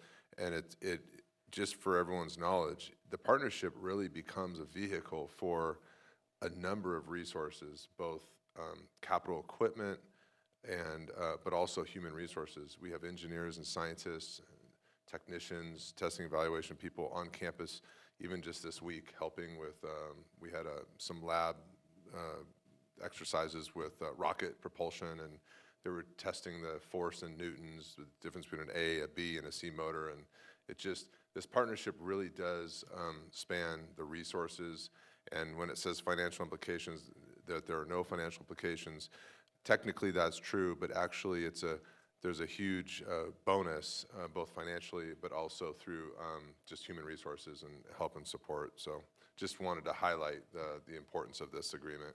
I appreciate you calling that attention to that. It says there were no financial implications. I cringed when I heard that. I thought, no? I guess by the definition we use for this, that is the case, but boy, are there financial implications. Good deal. Thank you so much. Move on to 6.6, approval of program plan for expanded learning opportunities program at Gateway, Los Flores, and Richmond Elementary Schools for 22-25 through 25 school years. Ms. Decker. Good evening, Vice President Johnson, Superintendent Ostash, members of the board, staff, and community. The Expanded Learning Opportunities Program is the result of the 21-22 Budget Act and Assembly Bill AB 130, as amended by AB 167. Local education agencies must operate the Expanded Learning Opportunities Program pursuant to the requirements in California Education Code Section 46120, including the development of a program plan. The program plan, which describes the program activities that support the whole child and student social and emotional learning and development needs, to be approved by the LEA's governing board in a public meeting and posted on the LEA's website. The 22-25 ELOP program plan is considered a living document that is periodically reviewed and adjusted to reflect the needs of the community, updates in the law, and to provide continuous improvement in the development of an effective program.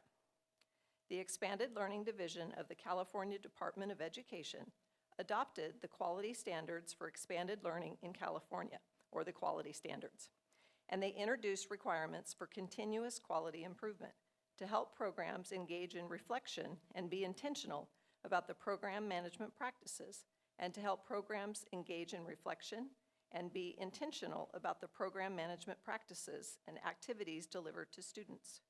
The quality standards are a framework of clear expectations for all stakeholders.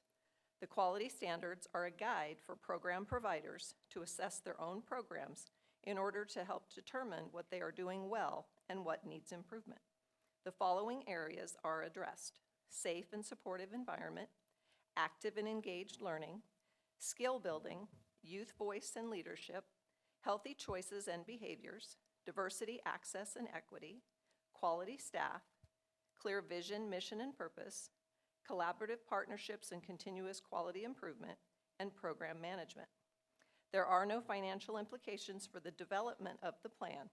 Expanded Learning Opportunities Program funding is anticipated to be in the amount of $1,090,380 for the 22-23 school year.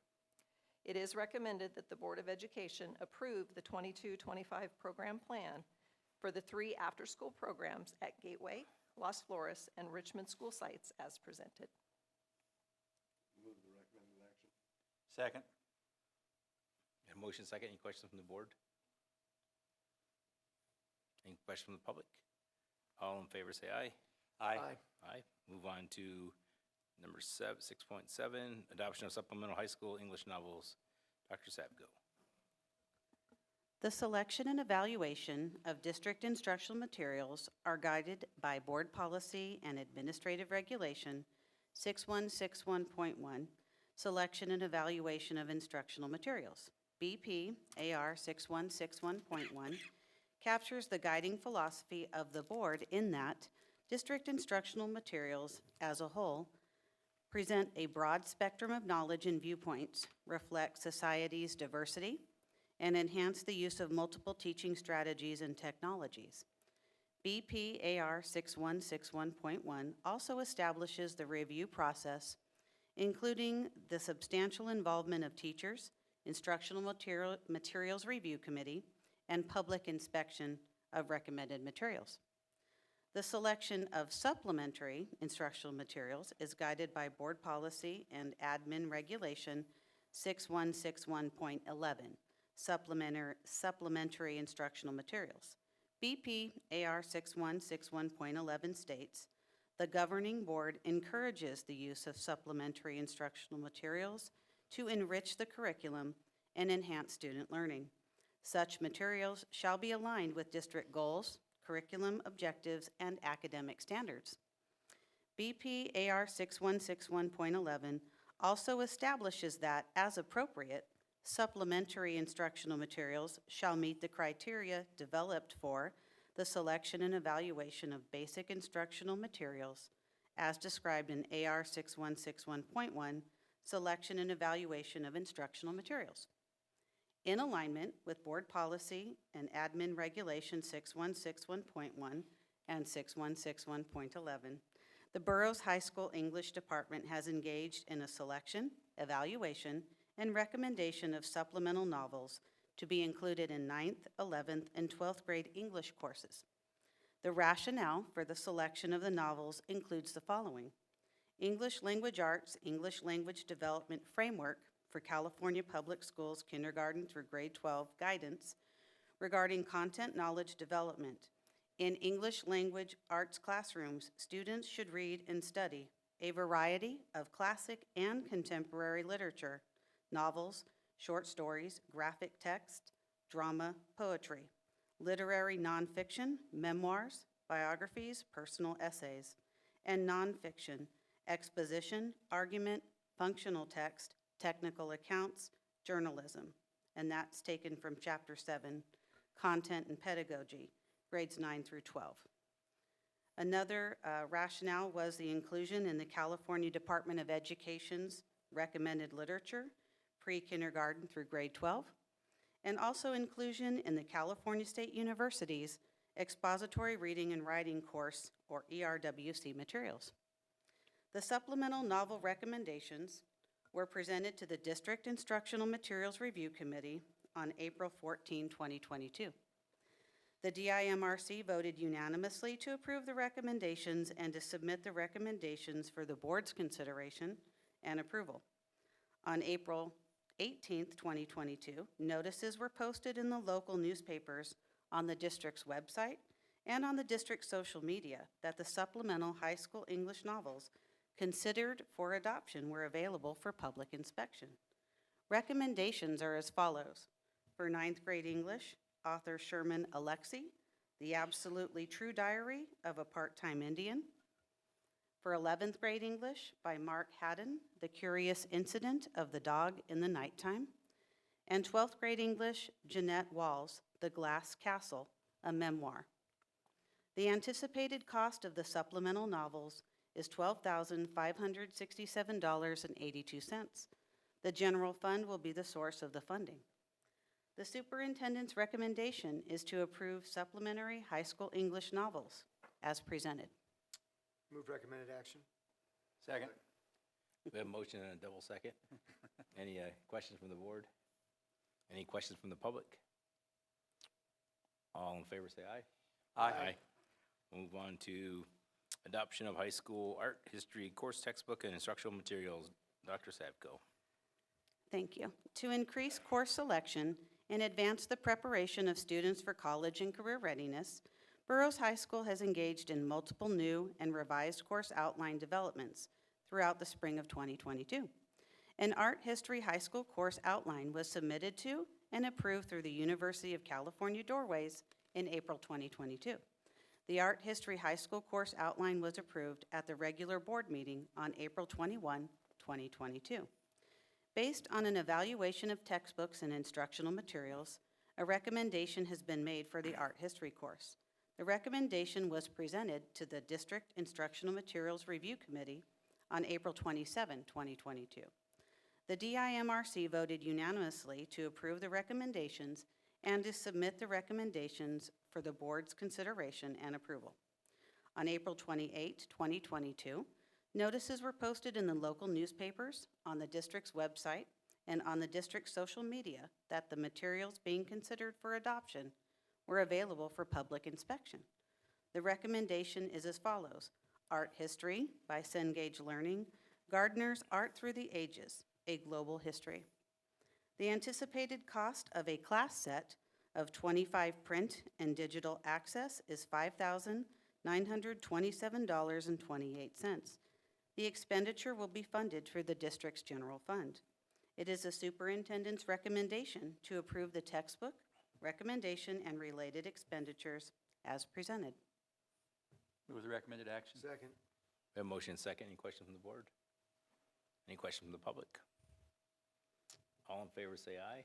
Aye. Aye.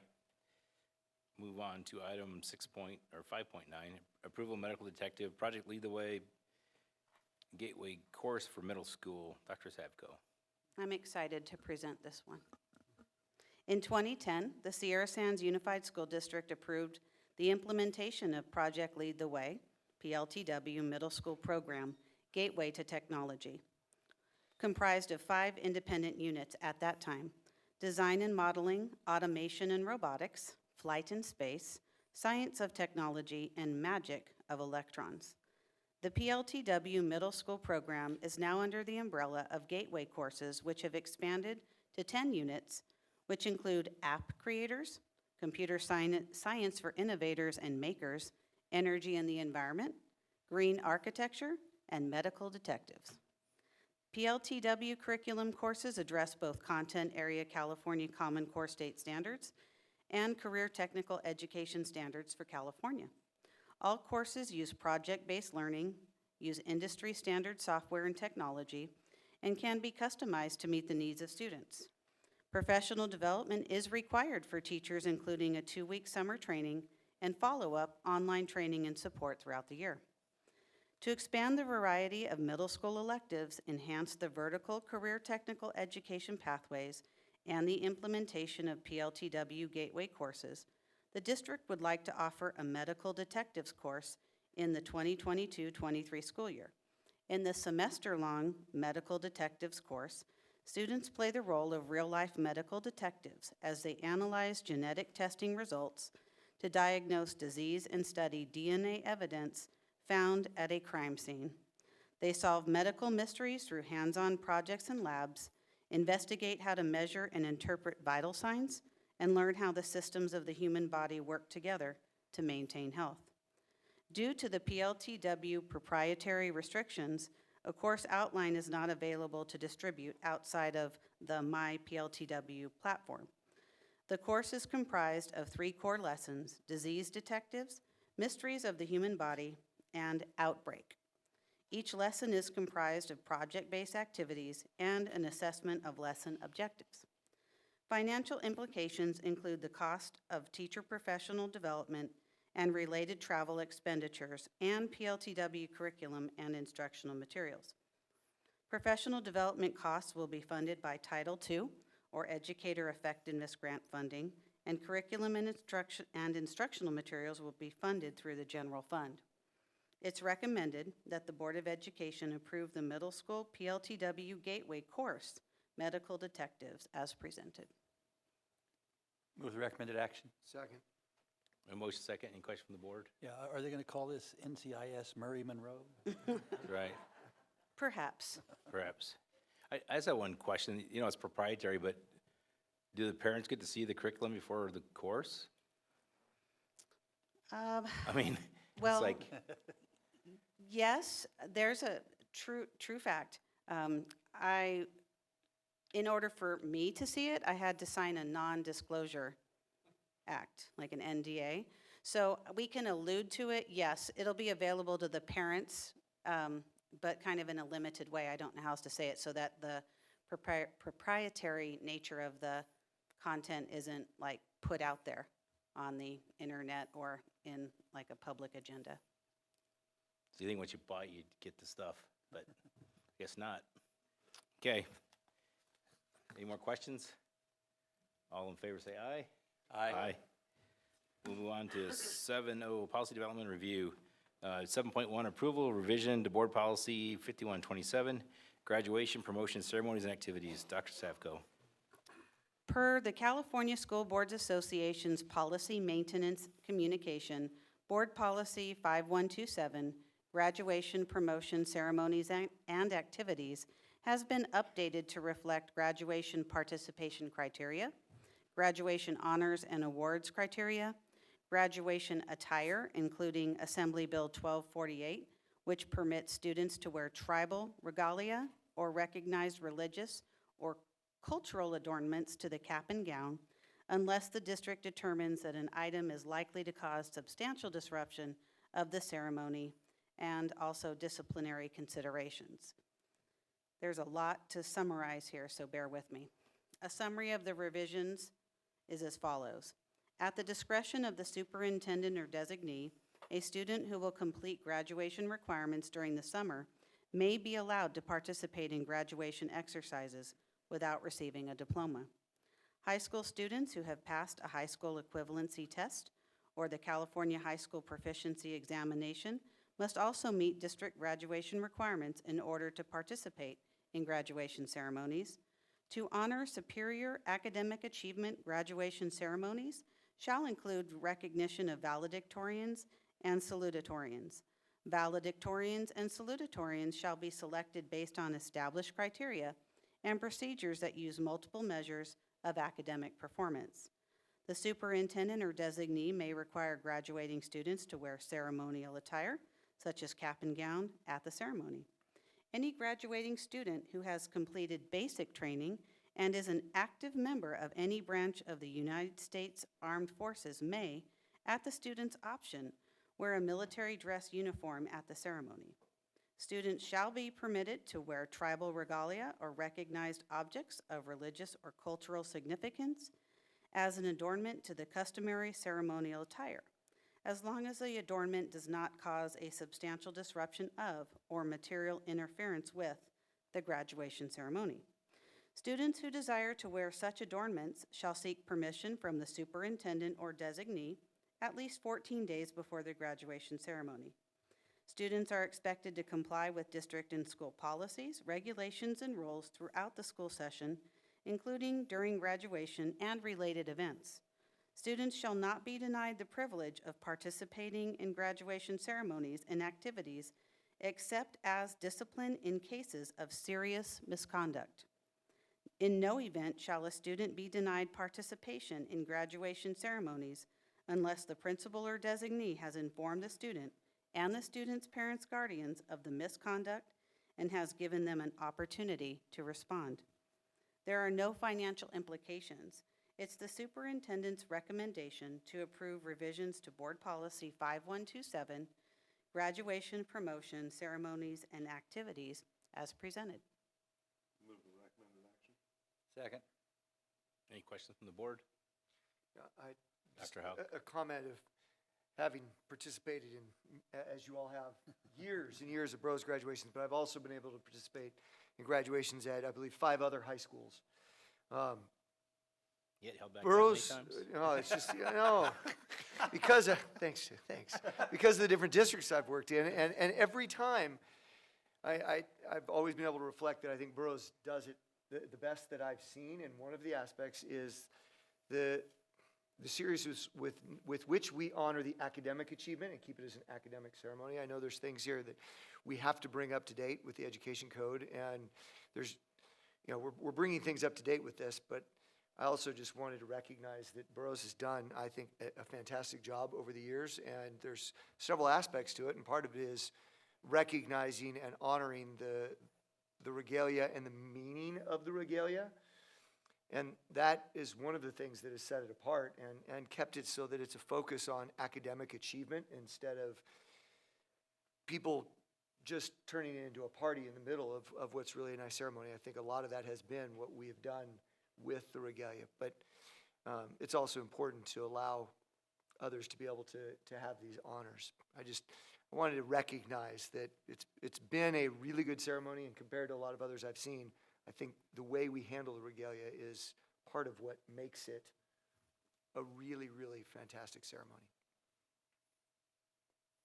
Anything else? I just had one question.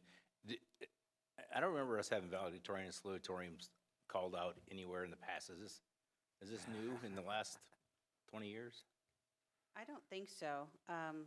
We do recognize them. It might be more prominent in the awards ceremony, like that was held on Monday night. Like the top 10, but they don't get anything special to wear for graduation, right? Unless they're CJSF or. Anything to wear, did you say? Yeah. I mean, a lot of like universities, you Yeah. know, you get the Oh, magnum cum laude or, you know, some special thing that says you're the valedictorian or salutatorian, but I don't remember us think doing there's- that, so I don't know if that's new to this policy, or is this? No, it's not. I think it's just, that's not really about the regalia. It's about the recognition. Like, we Right. shall recognize, you know, the valedictorian and salutatorian. But to answer your question about recognition, for the California Scholarship Federation, they do have have those gold, golden, right. what is it, lapel? Yeah, They get the special rope and Right. and a That's tassel right. as well. Yeah. Okay. That's all I have. Any other questions from the board, public? All in favor, say aye. Aye.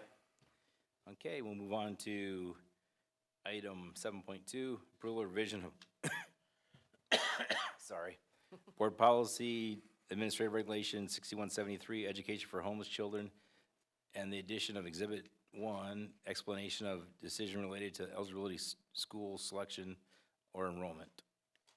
Mrs. Decker. Thank you. Board policies and administrative regulations are reviewed and recommendations are made for revision based upon guidance from the California School Boards Association, policy, service, and changes in the law, Board Policy 6173, Education for Homeless Children, reflects the intent of the McKinney-Vento Homeless Assistance Act, that each homeless student should have equal access to the same free, appropriate public education and services as other students. 42 USC 11432 mandates that districts adopt, review, and revise policies to remove barriers to the identification, enrollment, and retention of homeless children and youth, ensure that homeless students are not segregated or stigmatized on the basis of their status as homeless, and provide for professional development for appropriate staff. In addition, 42 USC 11432 requires that in reviewing and revising applicable policies, consideration be given to issues concerning transportation, immunization, residency, birth certificates, school records, and other documents, and guardianship. The Federal McKinney-Vento Homeless Assistance Act, as amended by AB 27-2021, requires districts to ensure that each school within the district identifies all homeless children and unaccompanied youths, and to create a web page or post on the district website a list of district liaisons for homeless students, contact information for such liaisons, and specific information on homelessness, including information regarding the educational rights and resources available to persons experiencing homelessness. Districts that receive American Rescue Plan elementary and secondary school emergency relief homeless children and youth funds are required to administer a housing questionnaire developed by the California Department of Education to parents and guardians of all students and all unaccompanied youths, and report to CDE the number of homeless children and unaccompanied youths enrolled in the district. The administrative regulation was updated to add an email address to the district's liaison's contact information. It also reflects new law, SB 400-2021, which requires CDE to provide training materials to district liaisons for the purpose of providing required professional development and support to school personnel who provide services to homeless students and dispute resolution information. Exhibit 1, the district explanation of related eligibility, school selection, or enrollment, has been added to provide notice and explanation to a student's parent or guardian or an unaccompanied youth regarding the district's decision relating to student eligibility, school selection, or enrollment. The district is required to set aside up to 1% of its Title I funds each year for homeless services, including transportation. The superintendent's recommendation is to approve the changes to Board Policy and Administrative Regulation 6173, Education for Homeless Children, and the addition of Exhibit 1 as presented. Move the recommended action. Second. We have a motion second. Any questions from the board? Any questions from the public? All in favor say aye. Aye. Aye. We'll move on to personal administration. I have a second on 8182? Yeah. Okay. All in favor say aye. Aye. Move on to 8.3, notification of adjustment of salary compensation for manager employees for the 2021 and 22 and the 22-23 school years. Mr. Ald. Vice President Johnson, Superintendent Dr. Ostash, member of the board, staff, and community. The district reached settlement agreements with all three associations for the 2021-22 and 2022-23 school years. While the agreements between the three bargaining units vary to some extent, all three agreed to a similar compensation increase. For the 2021-22 school year, there will be a 3% on-schedule increase and a 2% off-schedule bonus that will be paid retroactive to July 1, 2021. And for the 2022-23 school year, There will be an additional 3% on-schedule increase and a 2% off-schedule bonus. As is the district's regular practice, we will increase the management salary schedule in this same amount. In addition, the longevity increase for management was modified. Previously, a management employee would receive a 5% increase upon attainment of 10 years of uninterrupted service. Starting with the 2022-23 management salary schedule, the longevity compensation is modified such that a management employee will receive an increase of 3% upon attainment of 5 years of service and an additional 3% or a total of 6% upon attainment of 10 years of service. The implementation of this agreement is supported by a 3-year multi-year projection within the board's adopted 5% ending fund balance reserve requirement. The multi-year projection will be submitted to the Kern County Superintendent of Schools Office for approval. It is the superintendent's recommendation that the board approve the adjustment of salary compensation for management employees commencing in 2021-22 and including 2022-23 school years as presented. Move the recommended action. Second. We have a motion second. Any questions from the board? Any questions from the public? All in favor say aye. Aye. Move on to 8.4, notification of adjustment of salary compensation for confidential employees for 21-22 and 22-23 school years. Mr. Ald. So the current considerations are similar. I will just point out one of the only differences. So the confidential employees will also receive 3% on, 2% bonus for this year, and then another 3% on and a 2% bonus for next year. The difference between this and the one that we previously presented is the following. In the agreement reached with CSEA Chapter 188, a supplemental health benefit is included. The benefit provides $1,000 annually or $100 tenthly to offset the cost of the member's health and welfare contribution. Since confidential employees are most aligned with CSEA regarding their positions, the confidential employees will receive the supplemental health benefit as well. In addition, the longevity schedule will be modified so that confidential employees can reach longevity increases sooner. A copy of the confidential salary schedule is attached. The financial implications, the implementation of agreement is supported by the 3-year multi-year projection within the board's adopted 5% ending fund balance requirement. And it is the superintendent's recommendation that the board approve the adjustment of salary compensation for confidential employees for the 2021-22 and 2022-23 school years as presented. Move approval. Second. Any questions? Any questions from the board? Sorry. Any questions from the public? All in favor say aye. Aye. Aye. Move on to 8.5, authorization of classified management position, Chief Financial Officer. Mr. Ald. Since the advent of the local control funding formula, or LCFF, in 2012-2013, the integration and involvement of our finance department with every other department in our district has increased significantly over the last decade. Consequently, the complexity and demands of our Director of Finance have grown as well. No longer do departments work in silos. Instead, planning and analysis of the local control accountability plan involves increased collaboration as well as higher level analysis of the relationship between district finance and student achievement. Periodically, the district administration assesses new and emerging strategic needs for future success. With the increased complexities and district needs associated with the integration of financial analysis, it is appropriate to create a new position, Chief Financial Officer. Based on the needs of the district, only one lead financial position will be filled, either the Director of Finance or Chief Financial Officer. By adding a professional opportunity, the district enhances its ability to grow its own, as well as improve recruitment retention capacity. The current Director of Finance is a highly qualified candidate for the Chief Financial Officer position. As such, pending board approval, it is the superintendent's intention to appoint her to the position. The Chief Financial Officer will be placed on pay schedule 6 of the management salary schedule, and the assignment will start on July 1, 2022. Financial implications: the Director of Finance and Budget position is currently a Class 9. The Chief Financial Officer position will be a Class 6. The district will fill the Chief Financial Officer position but leave the Director of Finance and Budget position vacant. Therefore, the only financial implications is the difference between the two salary schedules, which is approximately $10,000. It is the superintendent's recommendation that the board approve the new classified management position, Chief Financial Officer. Move recommended action. Second. We have motion second. Any questions from the board? Any questions from the public?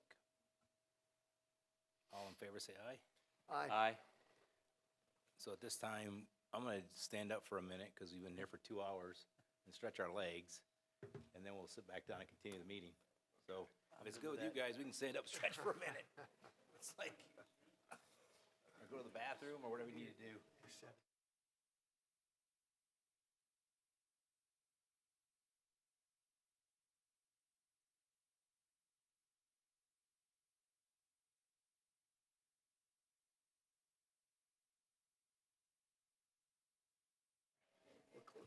Okay, we'll re-adjourn. At this time, we're gonna temporarily adjourn the regularly scheduled meeting and open up the special concurrent agenda.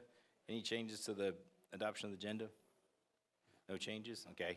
We'll move on to item 2.1, ratification agreement with the Desert Area Teachers Association for the district nurse certification credentialing reimbursement, sorry. District nurse credentialing reimbursement. Background information, there is a national or nationwide shortage of qualified district nurses. This is especially troubling because the percentage of students who require specialized nursing care has increased significantly. To be qualified to work with students within a school setting, a nurse must complete a specialized nursing document. The district was able to recruit a nurse, however, the individual needed to complete the specialized nursing document in order to continue working in the school setting. Because recruiting highly qualified school nurses is so challenging, the district has an interest in assisting the candidate in obtaining the required qualifications. We currently have approximately 200 students in the district who require specialized medical services that are provided by the district nurses. The number of students requiring medical services has increased significantly. Having a second district nurse who has committed to serve the district for at least 3 years provides needed stability. The attached agreement with the Desert Area Teachers Association establishes an agreement to provide financial assistance in the manner described. In order for the named nurse employee to acquire the necessary specialized school nursing document, in exchange for the district provided financial assistance, the employee will guarantee a minimum of 3 years of continued service after completing the credentialing program. The financial implications, the full tuition costs for all the required qualified program costs is estimated to be $10,900. It is the superintendent's recommendation that the board approve the ratification of the agreement with data as presented. Move the recommended action. Second. Motion second. Any questions from the board? Any questions from the public? All in favor say aye. Aye. Move on to 2.2, approval of memorandum of understanding with the California School Employee Association and the Ridgecrest Chapter 188 titled Summer Learning Differential Pay. Mr. Auld. So in the background information, I'll attempt to summarize. We've heard this entry or this introduction a number of times when we were heavily involved in COVID and expending the ESSER funds and so forth. So you've seen this many, many times. So I'll skip down to the last paragraph before current considerations. The district will provide supplemental instruction and support to identified students in 5 identified strategies. The first strategy is to extend instructional learning time in a number of different ways, including providing summer learning programs beyond what has been offered in the past. Specifically, the strategy provides summer programs for students K-8 in addition to what has traditionally been offered only to our 9-12 students. In order for the district to expand our traditional learning opportunities so significantly, it is imperative that we recruit and hire a large number of support staff. Current local employment conditions make recruiting and hiring highly qualified staff very difficult. Therefore, the district intends to incentivize employees by paying all classified employees who are hired to directly support the summer learning program an additional $5 per hour. The financial implications, since employees will receive the $5 per hour differential pay in addition to their regular rate, because we don't yet know which employees will work to support the summer learning programs, the financial implications are unknown. The Extending Learning Opportunities Grant will be the funding resource. It is the superintendent's recommendation the board approve the memorandum of understanding with CSEA and its Ridgecrest Chapter 188 titled Summer Learning Differential Pay as presented. Move recommended action. Second.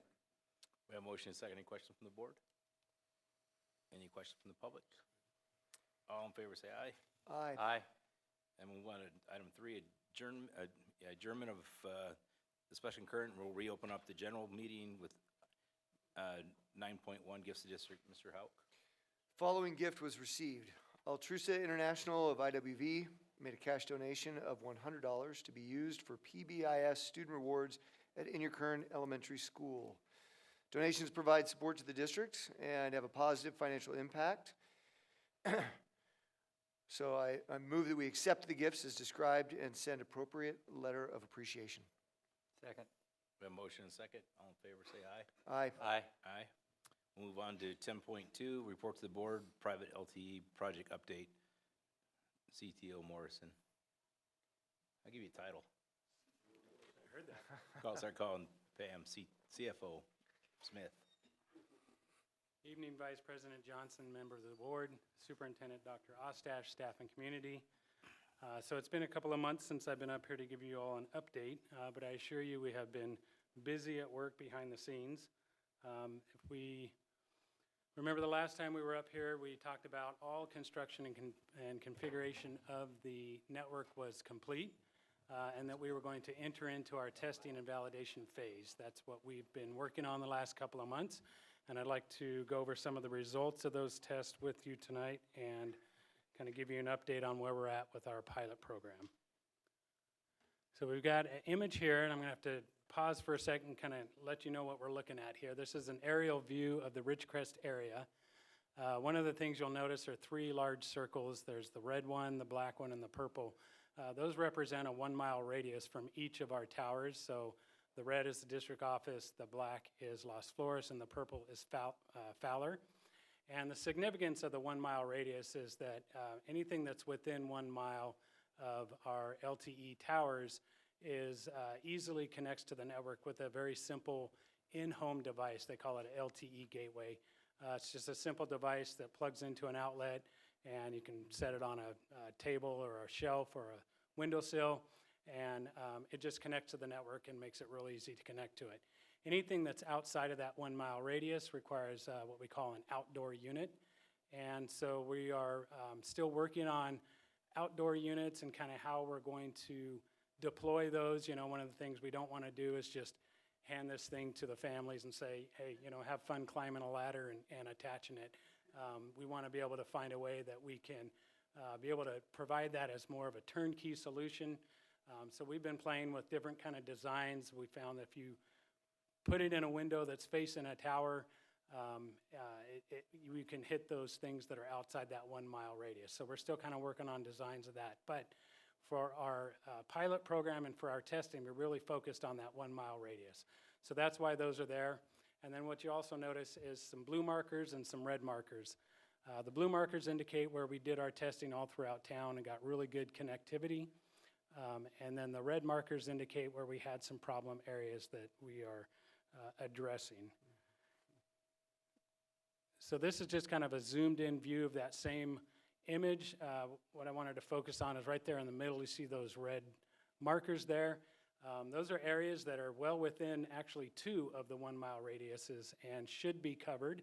And what we found that there's a little bit of a dead zone there. And so we're working with Vector USA and we're working with Nokia to kind of identify why that's happening. One of the things that we believe, if you can picture the tower and the signal that beams from the tower, it kind of goes in an oval shape. And so you've got, you know, 3 sectors per tower with an oval shape coming out of there. You're going to end up with a place where those ovals don't intersect. And we believe that's what's happening there. And so, you know, another thing you'll notice if you look kind of the top, I guess that'd be the west of that image, that's a lot of dirt out there, and it's a lot of area where there's no housing. And so one of the things that we're going to work with Vector with is to maybe just angle those antennas just a little bit, you know, so that they're not shooting out into area where there's no houses, and maybe pick up some of those dead spots. for the most part, it looks like everything is covering what we want with just a few kind of problem areas. And then again, just kind of zooming in on that same image we saw just a minute ago, and we can see kind of at the top there, some red markers that we feel should be blue. And so again, we're going to continue to work with Vector and Nokia and identify some of those. But also just want to reiterate too, just because it's outside of the 1 mile, or even just because it shows red here, doesn't mean we won't be able to service those areas. We still have the outdoor units, and we'll be able to service the entire community as expected.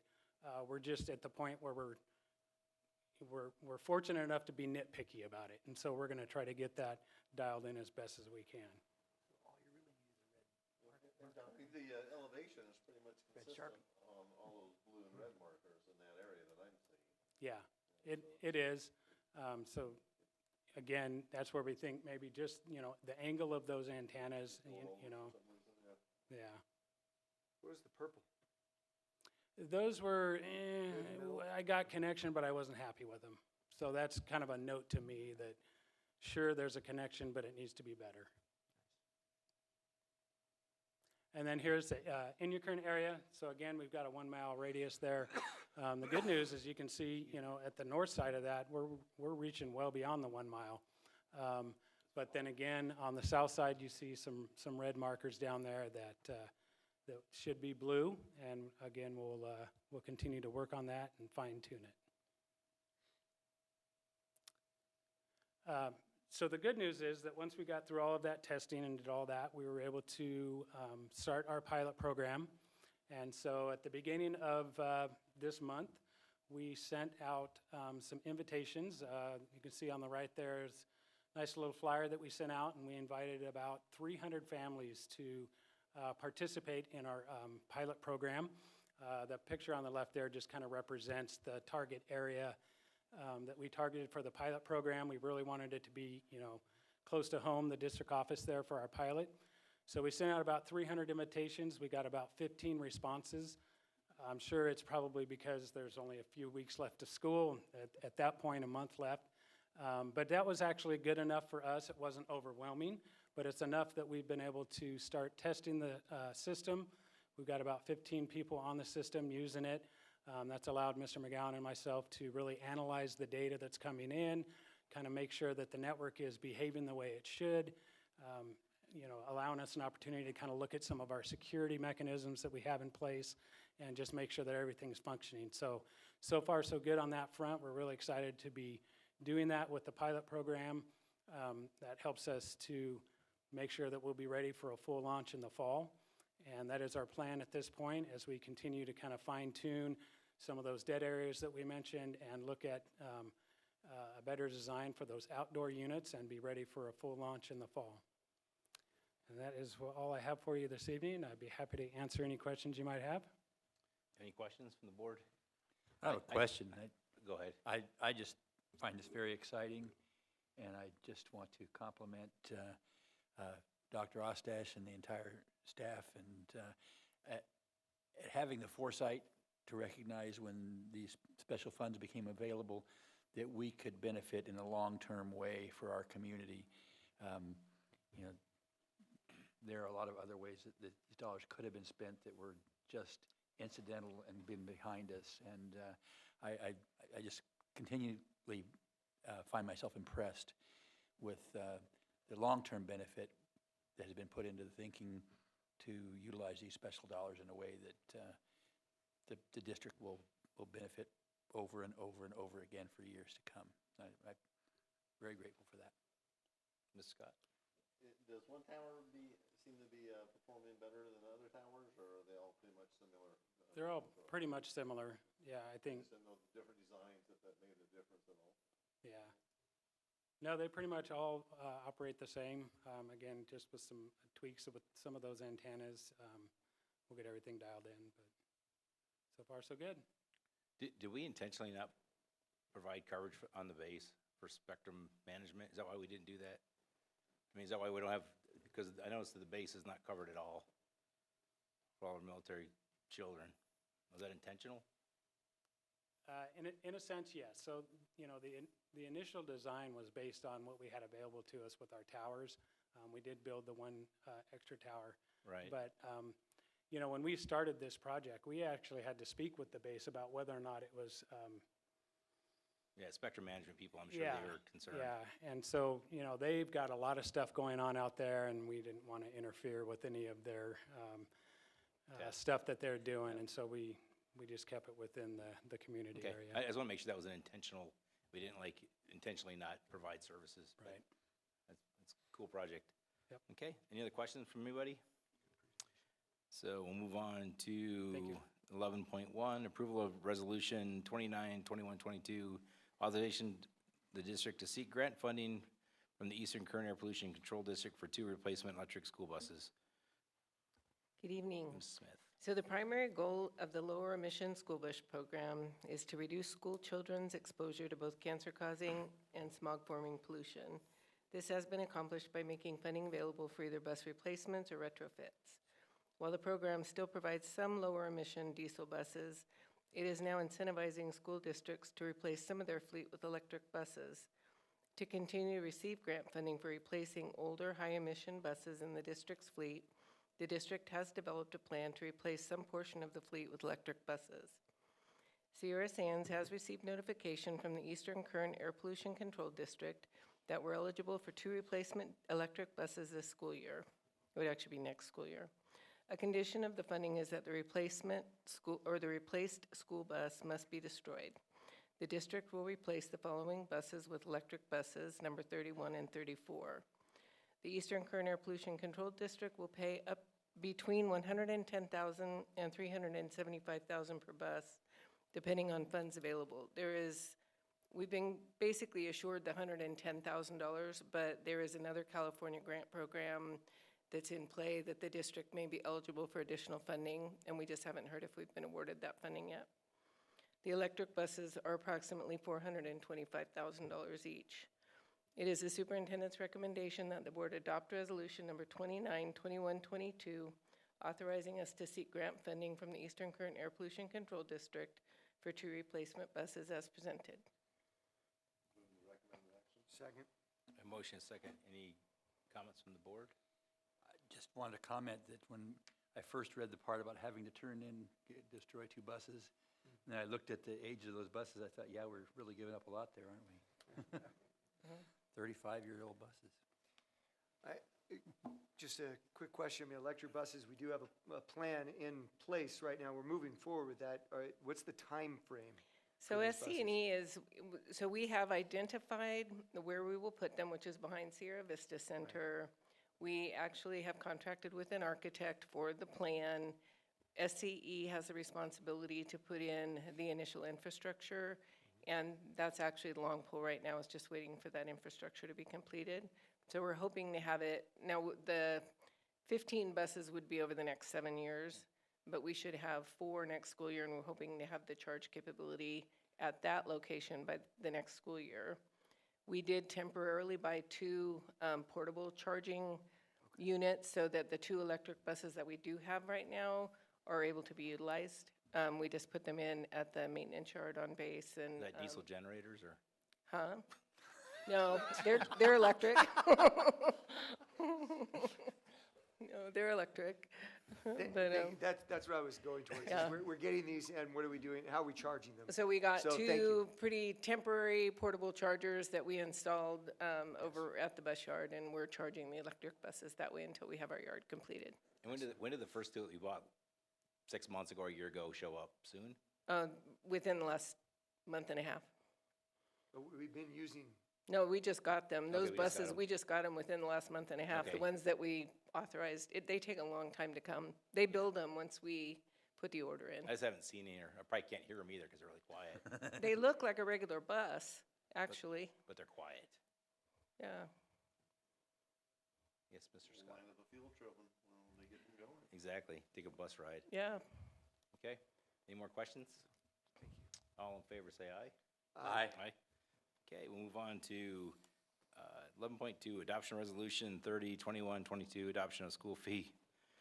So, Justification study, Ms. Smith. yeah, so as I mentioned, when we did the public hearing, we have to bring 2 resolutions this year. Usually we just do one and we adopt the fee study and then we increase our fees at the same time, but we have to do this in 2 separate resolutions this year. So on February 23rd, the State Allocation Board acted to increase the Level 1 statutory school fee amounts for both residential and commercial industrial construction pursuant to Education Code Section 17620 and Government Code 65995. For unified school districts, the Level 1 fee for residential construction was increased to $4.79, and it was previously $4.08, by the way. It's the largest increase they've ever had. Per square foot of new residential construction, the Level 1 fee for commercial industrial was increased to 78 cents per square foot. In order to be eligible for certain Office of Public School Construction grant funding, school districts must collect the maximum level of statutory school fees for which they are justified. Pursuant to that government code, the school fees may be increased every even year to account for changes in the construction cost index. For a school district to assess the new level fee, we must prepare and adopt a justification study. The study was performed by Cooperative Strategies for the district in May of '22, and the study finds that it is appropriate for the district to increase its Level 1 statutory school fees to the recommended amount for residential and to 78 cents per square foot for all commercial industrial development except for self-storage, which would be .126. A notice of public hearing was published in the Daily Independent on May 6th and May 13th, and a public hearing was held earlier this evening. If approved, the Level 1 fees will go into effect 60 days after adoption on July 18, 2022. Per AB 602, there is now a requirement for us to adopt the school fee justification study separately and prior to adopting the increase in statutory fees. There is no direct fiscal impact to the district's general fund as a result of approving this item, and it's recommended that the board adopt resolution number 30, 2122, adopting the school fee justification study as presented. Second. We have a motion and second. Any questions from the board? Any questions from the public? All in favor, say aye. Aye. Aye. Move on to 11.3, adoption resolution 31/21/22 to increase school facility fees. Second. A motion and second. Any questions? It's all the same. All in favor, say aye. Aye. Aye. Okay. We'll temporarily adjourn the regular scheduled meeting and open up to any current schools finance authority. Any changes to the agenda? Okay. Let me see what's on there. It's just minutes. That's minutes, okay. Anybody, any changes to minutes? Okay, we'll adjourn and reopen regular meeting consent calendar. Move the entire consent calendar. Second. All in favor, say aye. Aye. Aye. Aye. Move on to 14, future agenda items. Nothing? Okay. So move on to 15, adjournment. Next regular scheduled meeting is June 16th. Thank you so much for coming.